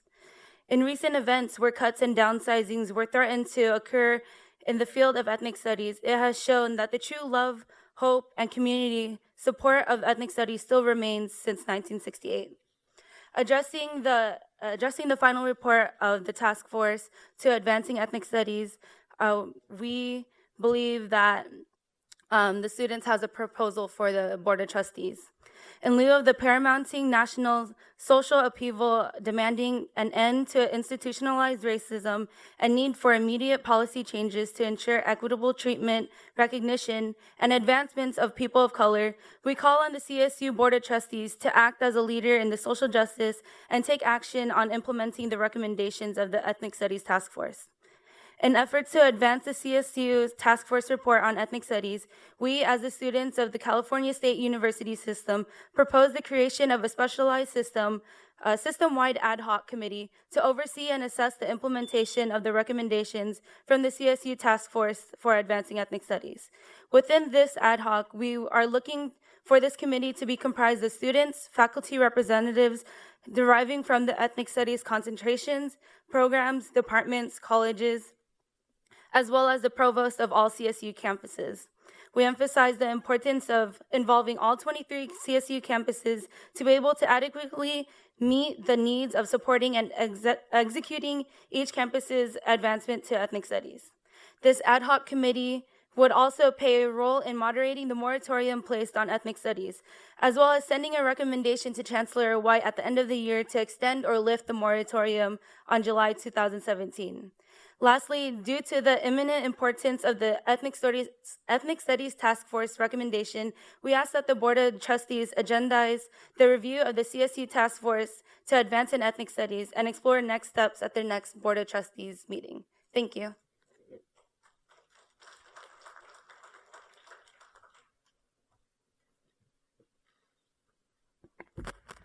Thank you. That concludes the public comment. Thank you, Ms. Kiss, and thank you to all of the speakers, especially those of you who traveled to get here. We appreciate your remarks. We called the roll call out of order, and a couple of folks who are in fact here were not here when we called the roll call. So could we have the roll call reflect that Trustee Taylor and Speaker Rendon are all both here? So noted. Very much. All right, the next item on our agenda is something called the Chair's Report, and I think that's me. I think that's my turn. So I was told that in order to do a July Chair Report, it wouldn't take a lot of effort because, as I think it was said to me, not much happens in the summer. That's not exactly accurate, at least not this year. So a great deal has happened in my view. We started off when we were here last in May, we were all in the midst of our graduation ceremonies, and those continued into June. They are just the most remarkable tradition that we have. So many of us got to participate in them, and they are a joy every single time. I read that a tradition is a physical activity imbued with enchantment. And I think it's a pretty good description of our graduations. We confer and we bestow and we honor and we congratulate, but when we get to hear the stories of our students at our graduations, that's when the enchantment, really kicks in. These stories of their journeys to college and their journeys through college are always, remarkable. Our former trustee, Kelsey Brewer, gave such a speech, and it was a wonderful thing to hear.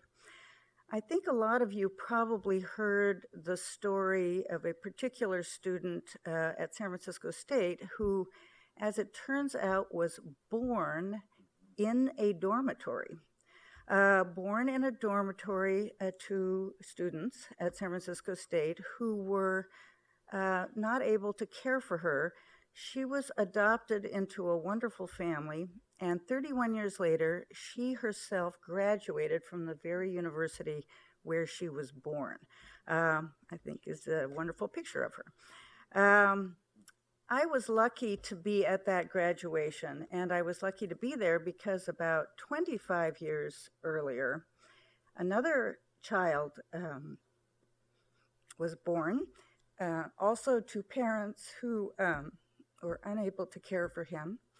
He was adopted into what I certainly hope he thinks was a good family, and there he is, my son Eli. Graduated.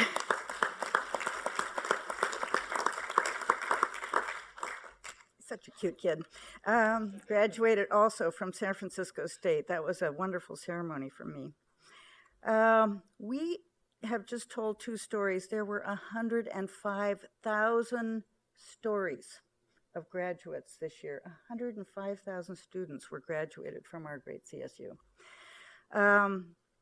Well, while we're on the subject of kudos, I want to switch topics and congratulate Sacramento State, which got a gold star rating from an association with a long name, but I've memorized it. The Association for the Advancement of Sustainability in Higher Education. And those of you who know me know how keenly interested I am in sustainability.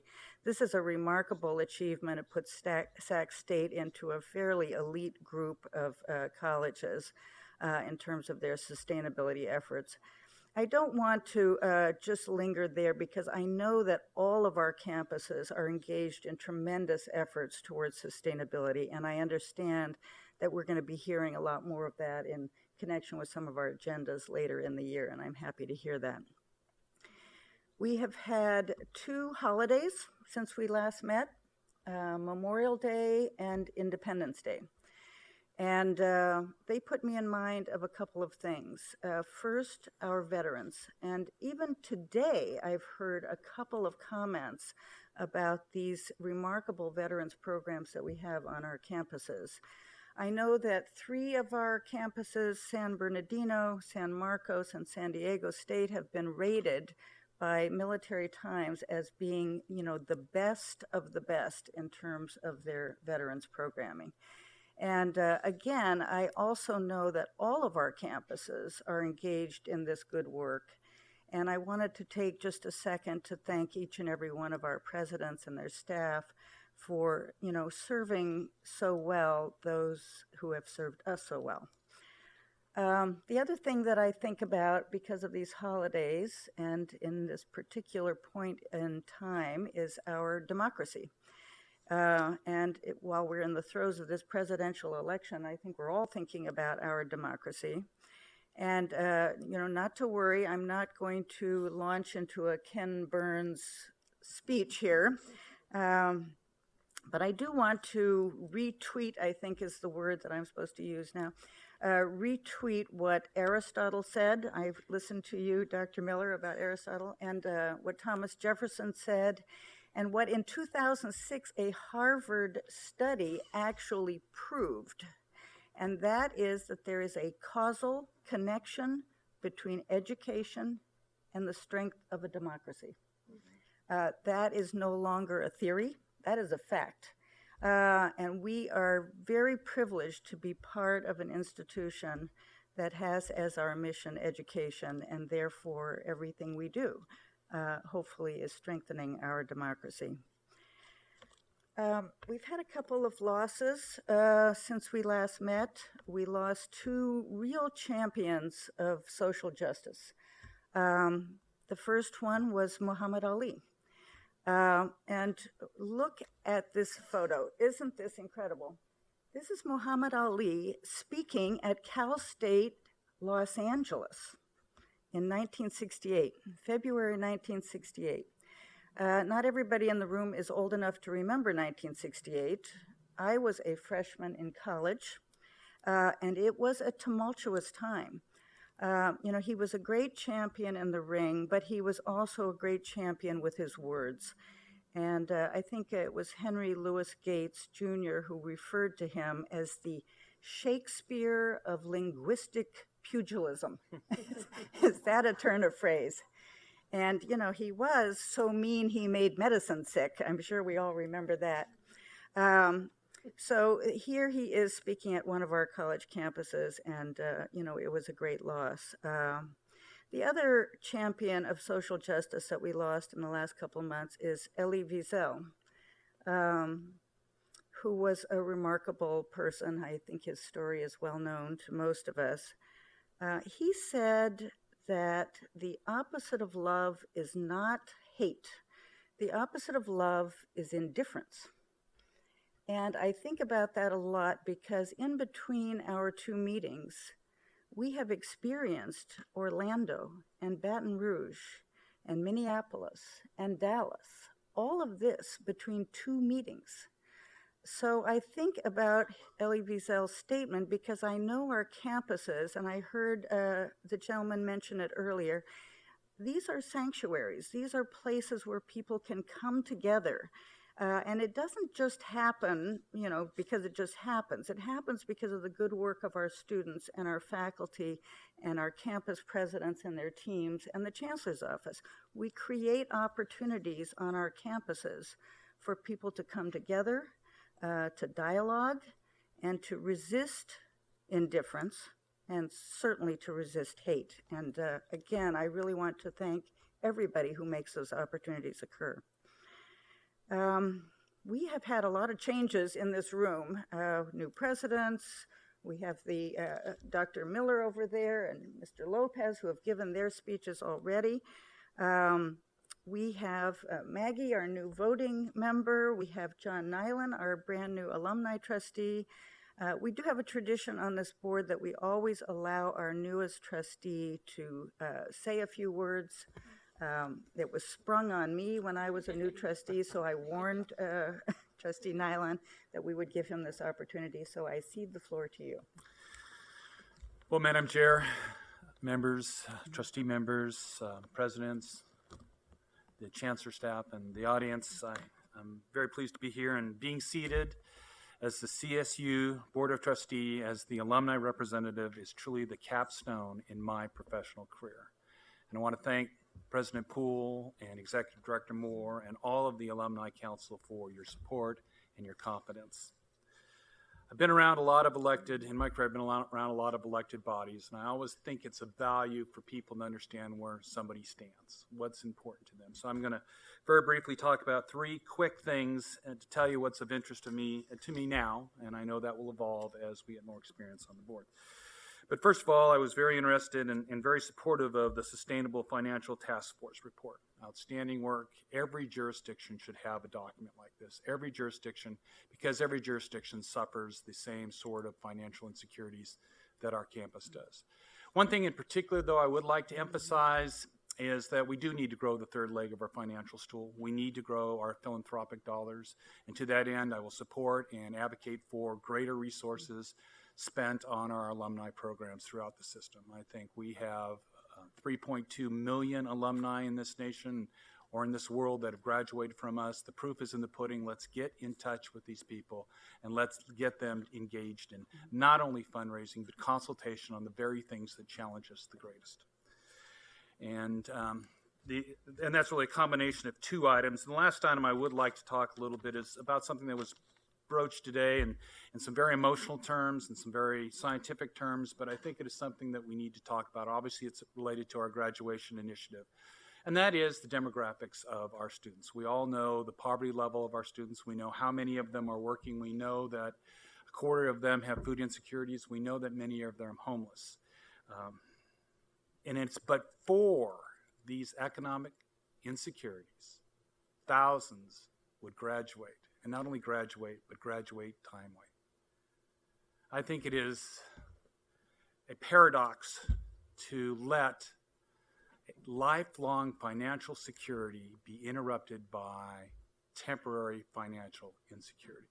And I would engage and ask everyone in the audience and in this building to say, what can we do to improve the financial security of our students a year, 2 years, whatever it takes, so they can then hit the springboard to financial success for the rest of their lives. We have spent hundreds and hundreds of thousands of dollars on these individuals all the way through their education. I believe it's incumbent that we help them the rest of the way. We help them to the finish line. So those are my interests. Again, I wanted to thank you for this opportunity and thank my friends on the Alumni Council. Thank you so much and welcome. Along with all these hellos, we have to say a couple of goodbyes. First, we have said goodbye to Lou Monville, but I'm told that there he is, in the building. He's in the building. So lucky for us, he was willing to come back to this meeting so that tonight we can roast and toast him in the way that he has accustomed us to do. So I'm very excited about that opportunity. We have to say goodbye to Lori Lamb. And that is a very sad goodbye for all of us. Her talents, her charms, her ability to think and speak clearly to very important issues has been a remarkable thing for all of us in the last couple of years. So we're going to really miss you too, Lori. And then we have to, I don't know what it is with the L names, but we are going to also lose Lupe Garcia, who has been appointed to be a Superior Court judge in a court that I used to practice in. Thankfully, I don't have to anymore. Judge Garcia, Her Honor, now needs to not worry about her wardrobe. She simply puts a robe on over everything. So all of those employee discounts at the Gap aren't going to do you any good anymore. You know, Lupe has been an amazing voice on this Board of Trustees. She and I were inducted at the same moment, and we're going to miss her terribly as well. I want to say one last thing about the report that we heard from Executive Vice Chancellor Blanchard at the very end of our meeting. When the Chancellor came here, and I remember this very clearly because he came almost about the same time I did, 4 years ago, he said that our goals, affordability, access, excellence, these were of course critical goals for our institution. But he said, you know, those are really not enough. We need to focus on completion, and we need to focus on the achievement gap. If we don't focus on those two things as well, we have not done everything that we could and should do for our students and for the state of California. Now this wonderful report that we heard today tells us that we're embarking on this very laser-focused effort to improve our graduation rates and to eliminate the achievement gap. And this is, you know, this is critical and very hard work that we're going to all have to lean into in the next couple of years at least. Graduation rate goals, whatever they happen to be, whatever we agree on, are going to benefit us because they will help us to focus our efforts, and they will help us to measure how well we are achieving the goals that we've set for ourselves. So I remember the Chancellor once saying, I think it was actually in his interview, that the fact that a task is hard and complex should never paralyze us into not moving ahead. We have to move ahead regardless of how complicated it is. So I want to thank the Chancellor for his leadership on this issue, and particularly Executive Vice Chancellor Blanchard, the entire advisory committee. I am invigorated at the prospect of what we're going to be able to accomplish on behalf of our students and the state of California. And with that, I conclude the board chair's report. Chancellor White. Well, thank you, Chair Eisen, and congratulations on your new role as chair. I welcome your leadership. There's perhaps nothing that can better endear a new chair to her board and to her presidents more than a one-day meeting. So, Becky, you're off to a great start. I'd also like to welcome 3 new campus presidents that can attend today, Ellen Junn, Gail Hutchinson, and Judy Sakaki. Thank you for agreeing to serve the students, faculty, staff, and alumni in these new roles, and the people of California. We all look forward to your insight, hard work, and your leadership. And I look forward to welcoming the incoming president of Channel Islands and San Jose, Erica Beck and Mary Papazian, during the September meeting. I'd like to extend my congratulations to Fresno State's president, Joe Castro. Joe received the 2016 Distinguished Servant Leadership Award from the Executive Leadership Academy, a program sponsored by UC Berkeley's Center for Studies in Higher Education. Joe is honored for his extraordinary support and involvement throughout the Executive Leadership Academy's history, serving as a founding fellow, board member, and event sponsor, and advancing 13 fellows to the program. Congrats, Joe. You make us proud. Although the spring term ended last month, our campuses remain vibrant centers of action and not just for catching Pokemon, unlike the comments of our Senate chair. In addition to active research by faculty and students on and off campus during the summer, our summer sessions, institute, and enrichment programs for current and incoming students are in full swing. And our campuses are adding new research institutes and centers in the years ahead that will help enrich the learning environment for our students and develop new ideas and innovations for the public good. San Diego State, for example, recently earned a $10 million award from the National Institute on Minority Health and Health Disparities to improve their infrastructure in order to better support population health and health disparities research. That award from the NIH will boost San Diego State researchers' capacity to conduct pioneering public health research and collaborative efforts across disciplines and institutions. Continuing a long and proud legacy at San Francisco State has established the Center for Iranian Diaspora Studies, following a generous $5 million gift from the Iranian American philanthropist and San Francisco State alumna Nida Nobari. The center will greatly enrich the study of the contributions of the Iranian diaspora to host communities in the United States and beyond, exploring new research and scholarship methods and building on San Francisco State's standing as a national leader for ethnic studies. And Cal Poly Pomona is establishing the Asian American Transnational Research Initiative, endowed by a recent $100,000 gift from philanthropist Julia Wong, and tasked with better understanding the impact of our Asian American communities across the nation and around the world. Last month, I had the honor of joining students, faculty, staff, and administrators, as well as community members and researchers at the first ever CSU conference to best meet the needs of housing displaced and food insecure students. And as you know, we commissioned this initial study nearly 15 months ago to better identify the scope of this crisis and to begin to identify best practices wherever they come from that would bring about real solutions on each campus and system-wide.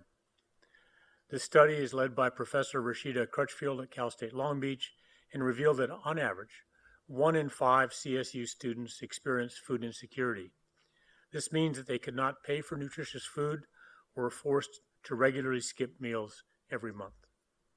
And 1 in 12 experienced housing displacement during the year, meaning that they lacked a stable, permanent physical address, and they were instead focused to survive by couch surfing, by dorm crashing, or by sleeping in their cars. And also to consider that these students have no permanent home to return to on weekends, during holiday breaks, and during the holidays themselves. Simply put, far too many of our students must focus on securing their most basic needs in addition to excelling in academics. That is a tough road.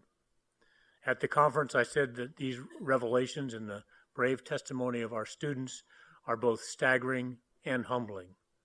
They are indeed a gasp. They are indeed unacceptable. These are our students, the future leaders of California. We must do all that we can to ensure that they have a place in this world where they can go when they are hungry and have no permanent place to sleep. We also know it's not an issue solely plaguing the CSU campuses, as indicated by a similar study recently announced by our sibling institution, the University of California. And I want to commend and thank President Napolitano and the UC Regents for joining us in solving this crisis on their own campuses.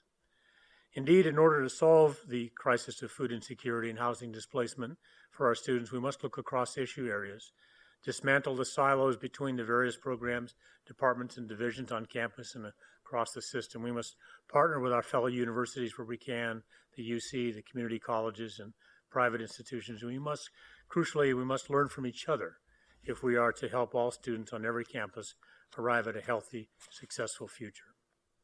You know, we've seen the success of other public and private organizations in tackling serious, complex issues when they break down silos and seek out partnerships, from the numerous college promise plans across California and the country to the work across council districts and the myriad departments in South Los Angeles to bring meaningful improvements in housing, education, employment, and basic city services. We too face intense challenges as we work to ensure that every student has security and consistency in their housing and nutrition. Yet there is no better institution, no better set of people than the California State University to find real, actionable, and sustainable solutions to food insecurity and housing displacement. I am certain of this, and I am certain that we will continue to ensure access, transformative experiences, and positive impact for all 475,000 CSU students. Lastly, I'd like to draw everyone's attention to the images that we've been projecting over the course of today's meeting of the brand new, completely reimagined calstate.edu. This site is the product of a lot of deep thought and data analysis. It is centered on telling the story of the California State University and its students, faculty, staff, and alumni, while delivering useful information in the most intuitive, stakeholder-centered way possible. I wish to thank our IT and communications and web services teams for their incredible work, with a special shout out to Robin Wade. And if you're curious about how our new site, I encourage you to experience it yourself on our giant interactive touchscreen that is out in the lobby.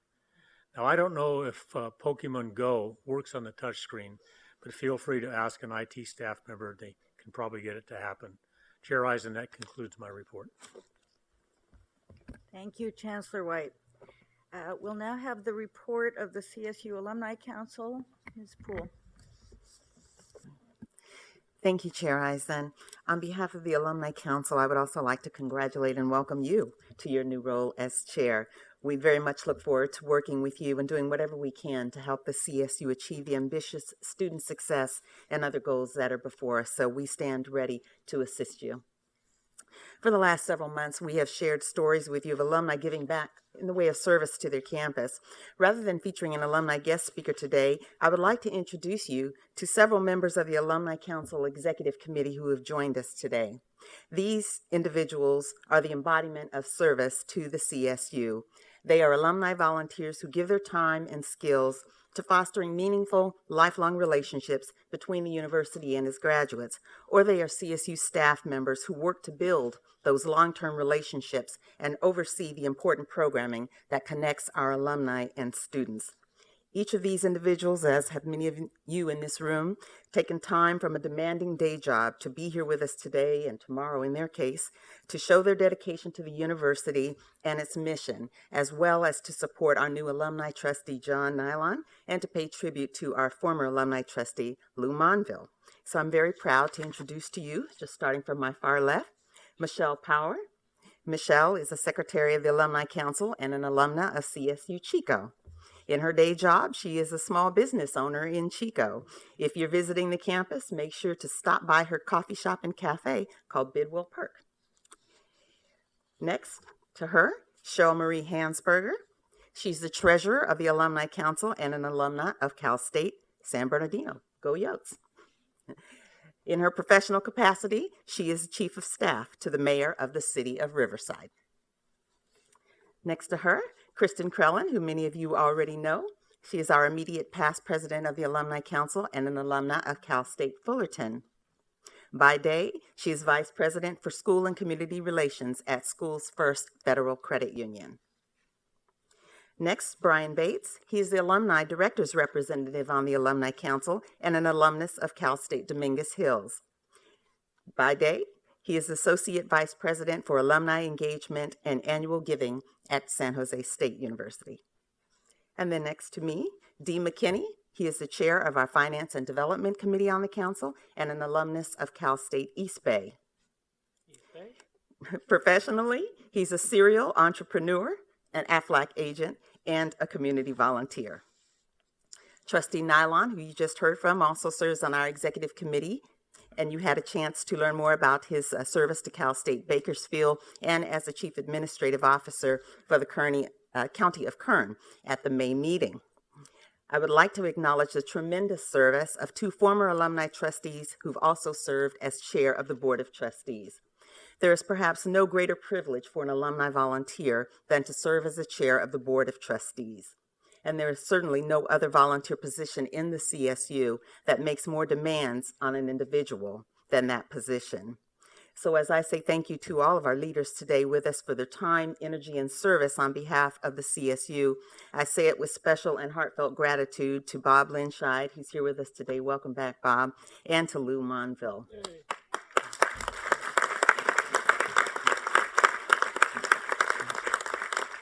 You both made tremendous sacrifices to lead us, and we are grateful. We thank you for your service to our university. Lastly, I would like to again congratulate the new Cal State Student Association board members and thank them for featuring alumni at their orientation meeting this past Saturday here at the Chancellor's office. We are truly impressed by the many hours of service that these student leaders contribute to the CSU outside of their classroom. And we look forward to working with them as students, then as alumni leaders, to share our advance and move forward with our shared goals. So thank you, Chair Eisen. That concludes my report from the Alumni Council. Thank you so much. A wonderful report as usual. It's now time for the board to consider the items listed on the consent agenda. All of the committee items requiring full board approval are listed on the consent agenda. Does any trustee wish to remove any item from the consent agenda for separate discussion? Hugo? I would like to pull item number 3 on compensation. Item number 3. Item number 3, executive compensation. All right. Item number 3 will be considered after the vote on the remaining items on the consent agenda. May I have a motion to approve all of the items listed on the consent agenda other than item 3? So moved. Second? Second. Discussion? All in favor? Aye. The items listed on the consent agenda, other than the one that has been removed, are approved. Item number 3 from the Committee on University and Faculty Personnel has been pulled from the consent agenda for discussion. Is there any discussion with respect to item number 3? Item number 3 is an action item before the board. May I have a motion? So moved. Is there a second? Second. Opposed? All in favor? Aye. Abstentions? I abstain on my own salary, but vote for the others. Thank you. The action item number 3, compensation for executives, is approved. The board has 3 action items on today's discussion agenda, recognizing the contributions of several key leaders in our system who are all moving on from the CSU. Our first action item is a commendation to Lori Lamb, Vice Chancellor for Human Resources, who is leaving the CSU after 2 years of service. In honor of Lori's service to the CSU, I ask that she join Chancellor White at the podium for a presentation.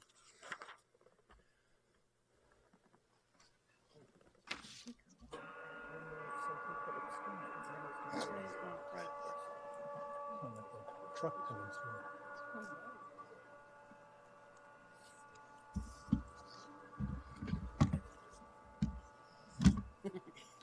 You need to get some WD-40 for that.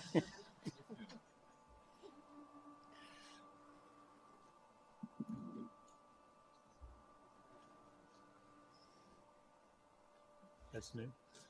For this, for the help from the guys that do the elevators. Yeah.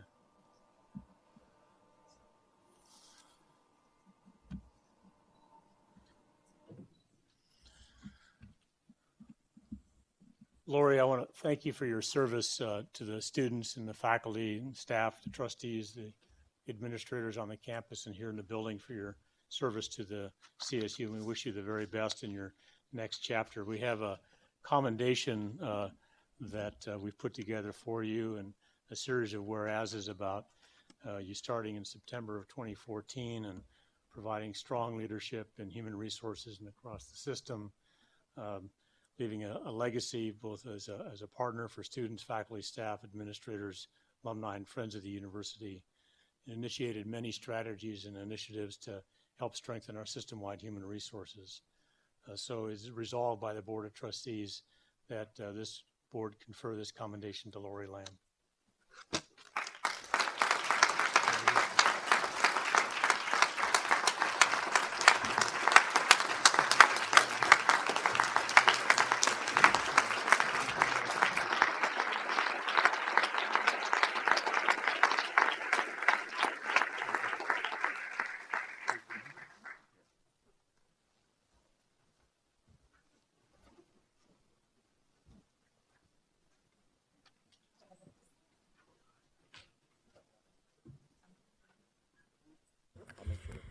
The conferral of commendation on Lori Lamb is an action item before the board. May I have a motion? So moved. So moved. A second. Any discussion? All in favor? Aye. Opposed, abstentions. The action item to confer commendation on Lori Lamb is approved unanimously. Our second action item is the conferral of the title of trustee emerita to Lupe C. Garcia. Lupe was appointed to the Board of Trustees in 2012, and since that time has been a tremendous colleague and friend to each and every one of us. As mentioned during my board report, today will mark Lupe's last meeting as trustee. She's been appointed by Governor Brown to serve as a judge. You can call her Your Honor forevermore. She has been a champion of the core values of this institution ever since she's been on this board. Lupe, in honor of your 4 years of service to the CSU, I ask that you join Chancellor White at the podium for the presentation of the Emerita Resolution. I don't know if I can do this one with me. So I want to thank Lupe for her service to the students and the faculty, administrators, and alumni of the CSU, and indeed really to the people of California. We have a resolution for you, conferral of our title, Trustee Emerita. I think if you hang this in your chambers and a CSU graduate is standing in front of you for some sort of a behavior issue, you will probably have a very effective opportunity to change that person's direction. But she was appointed by Governor Brown in 2012, has served actively in her position. She has been not only a member, but has also focused on the issues that matter the most. You could hear her comments today about the things that really are at the core of the CSU mission.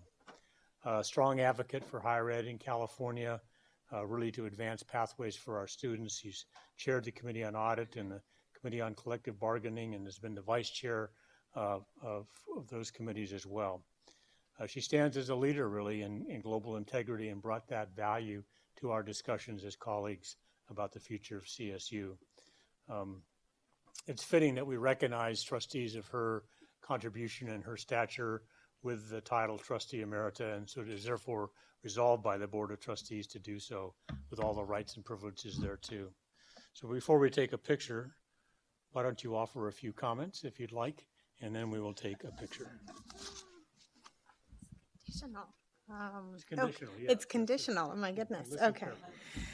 All right. Well, I am not prepared, but let me just say that will be forever grateful for having had this opportunity to sit with all of you, my colleagues, trustees, to benefit from the working relationship and gaining understanding of our presidents and the incredible work that all of you do every day with your teams on the various campuses. The students, my gosh, regardless of the fact that I was a student myself many, many years ago, I learned the most from listening to all of you, not just those of you in your official capacities, but the students who come and share comments, public comments with us. I walked away every time reflecting on that, and I will do that again today, even though I won't be returning as a trustee. I will remain I will always stand with the CSU in whatever capacity I am allowed to. I am grateful for the opportunity, and I know I am leaving much better off overall as a person for having been able to participate with all of you. So thank you for everything you've given me in these 4 years, and I hope I will continue to add value to the mission of the CSU as we move forward. And I wish you all the luck as it moves.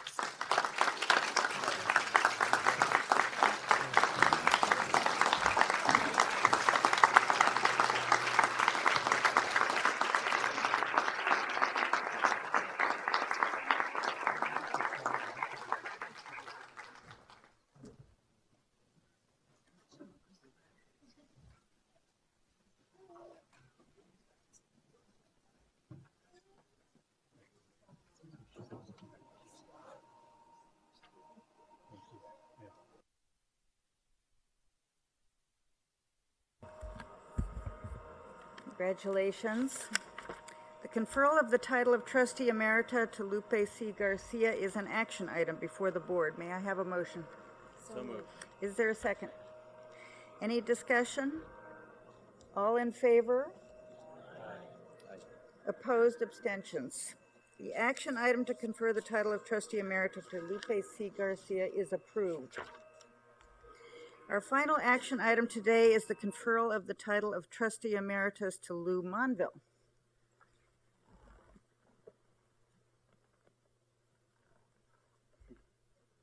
We have a slide. I don't know if we have more. Lou served on this board. I get it. Okay, Lou served on this board for a decade, including 2 terms as chair. His last meeting was in May, but he's graciously agreed to make the drive from Riverside one more time. I've driven that freeway once, and that was enough for me, for us to thank him in person. So thank you, Lou. Where did you go anyhow? Oh, there you are. You keep shifting around. For your decade plus of exemplary service to the students, faculty, staff, administrators, and of course, alumni of the CSU. Although Lou's role with this great university will change, he will forever, I am certain, be a steadfast champion and advocate for the CSU. Indeed, for our shared mission to ensure opportunities for transformational access to a quality education for all Californians. In honor of Lou's service to the CSU, I would like to ask him to join Chancellor White at the front as we commemorate his legacy of service.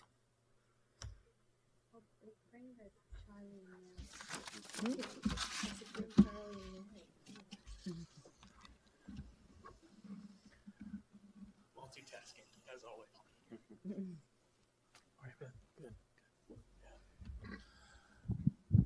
So Lou, your service to the CSU and the people of California is simply remarkable.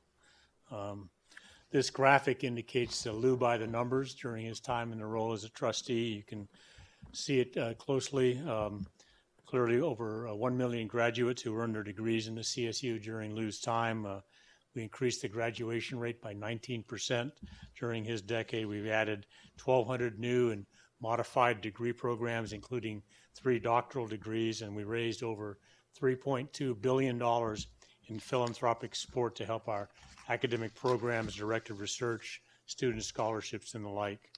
So with all those accomplishments under his leadership, it's an honor to present a resolution to you in recognition of your remarkable and incredible service to the CSU. Now, when you think about it, it's written in 8 font because of all of his accomplishments. But he was appointed in 2006 by Governor Schwarzenegger and later selected in 2014 by the CSU Alumni Council to serve a combined 10 years as a member of the Board of Trustees of the CSU. And throughout his time, he has passionately advanced the cause of the CSU, which means standing up for our faculty and staff on behalf of our students to give them the opportunity to earn their degree with us, as he did and as did I. He has advised, shaped, and led numerous system-wide policy discussions with the clairvoyance of somebody committed to education and the future of California, but also the clairvoyance that comes from being politically attuned to the moments in our time of how to get things done in Sacramento. He's dedicated himself at some sacrifice to his family, and I know many of his family members are here this evening and have paid the price over particularly the last 2 years as Lou's young family has started to grow. But we thank you for sharing him with us on most days. We find it fitting, therefore, that we recognize members of the trustees of this level of accomplishment and stature with this resolution of conferring the title of Trustee Emeritus. And so be it resolved, Lou, that this board confers this title upon you today. Well deserved, richly deserved. Thank you. Hang on.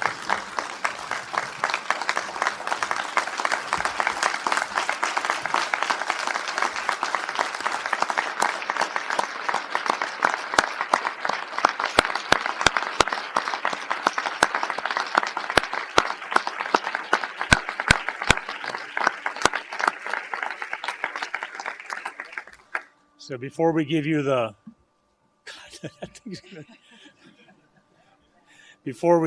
opportunity to have the mic again, Lou, we want to recognize that we're joined today by the Honorable Jose Medina, Assembly Member for the 61st District and the Chair of the Assembly Committee on Higher Education, for a special presentation. Assembly Member Medina. Thank you, Chancellor White, members of the Board of Trustees. As Chair of the Assembly Committee on Higher Education and representative for the 61st Assembly District, which includes the cities of Riverside, Moreno Valley, and Paris, I am delighted to be here today to recognize and honor the 10 years of service of the previous chairman of the CSU Board of Trustees, my good friend, Lou Monville. Lou is a resident of the Inland Empire and a proud product of Cal State San Bernardino, a Cal State that serves many students from my district. Lou continues to demonstrate his valuable leadership as an advocate for our region, having a long history in improving public education and the community. From overseeing class size reduction while with the governor's office to joining the California Community College Board of Governors.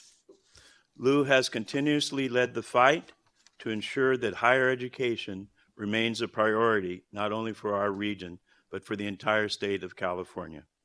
As a former teacher, I recognize the impact that quality education can have on students' lives, as I heard here this afternoon when I heard the students speak about the value of ethnic studies at San Francisco State University.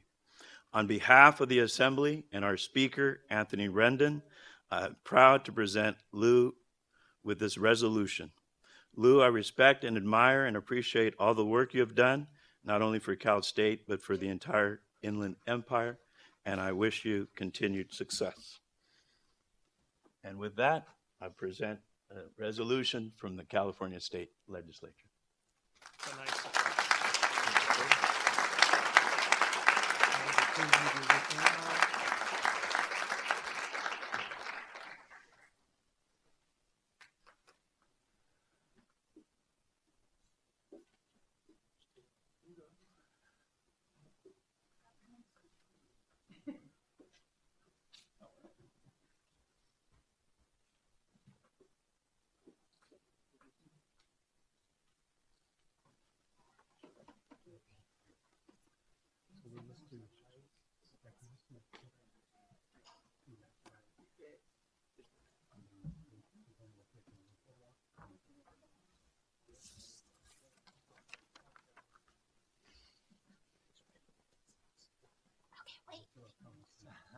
More pictures.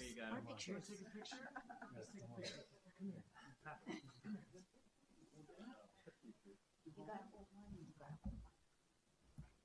Why don't you guys do that? That's good. That's good. That's good. That's cute.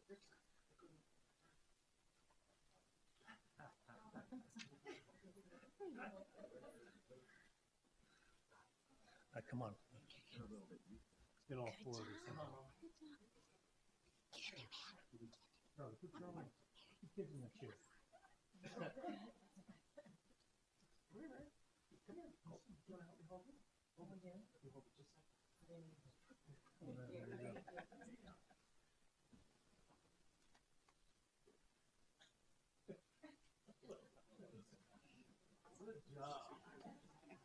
Good job. What were we doing? Oh, gosh. There I am. Forever. Oh, great.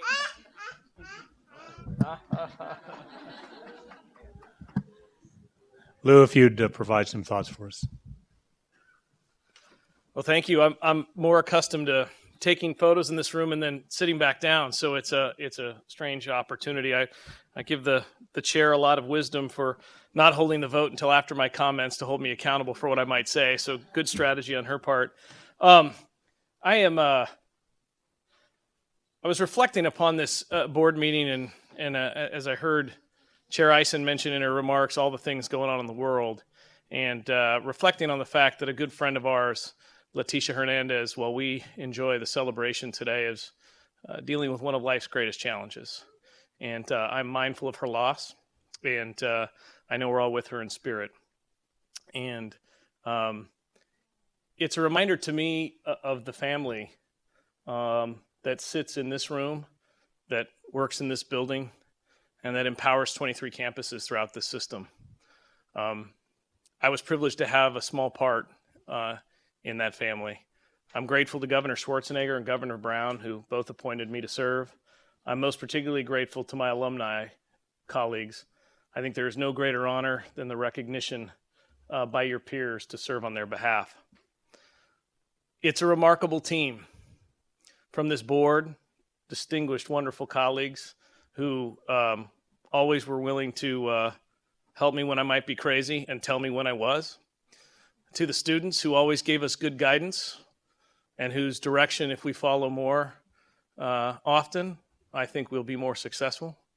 To our great faculty, our dedicated staff, and our passionate presidents, and then all of the staff here at the Chancellor's office. It's been a unique pleasure and a privilege for me to serve. And finally, I have to say, most particularly, my fellow Cal State alum, my wife Elizabeth, who's been a wonderful partner. And as you watch her try to manage that in close quarters, you should see what that's like at dinner and bath time. And there were a whole lot of dinner and bath times that she had to do by herself while I was on the road. And for that, babe, I'm forever grateful. And I'm glad to be coming home. Look at how cute those kids are. I mean, really? Right? Really? I'm just going to brag for a second. Charlie's already grabbing the mic. So with that, I have some other remarks, but I'll save those for this evening. So thank you. It's been a wonderful recognition. And thank you, Assemblyman, for coming today.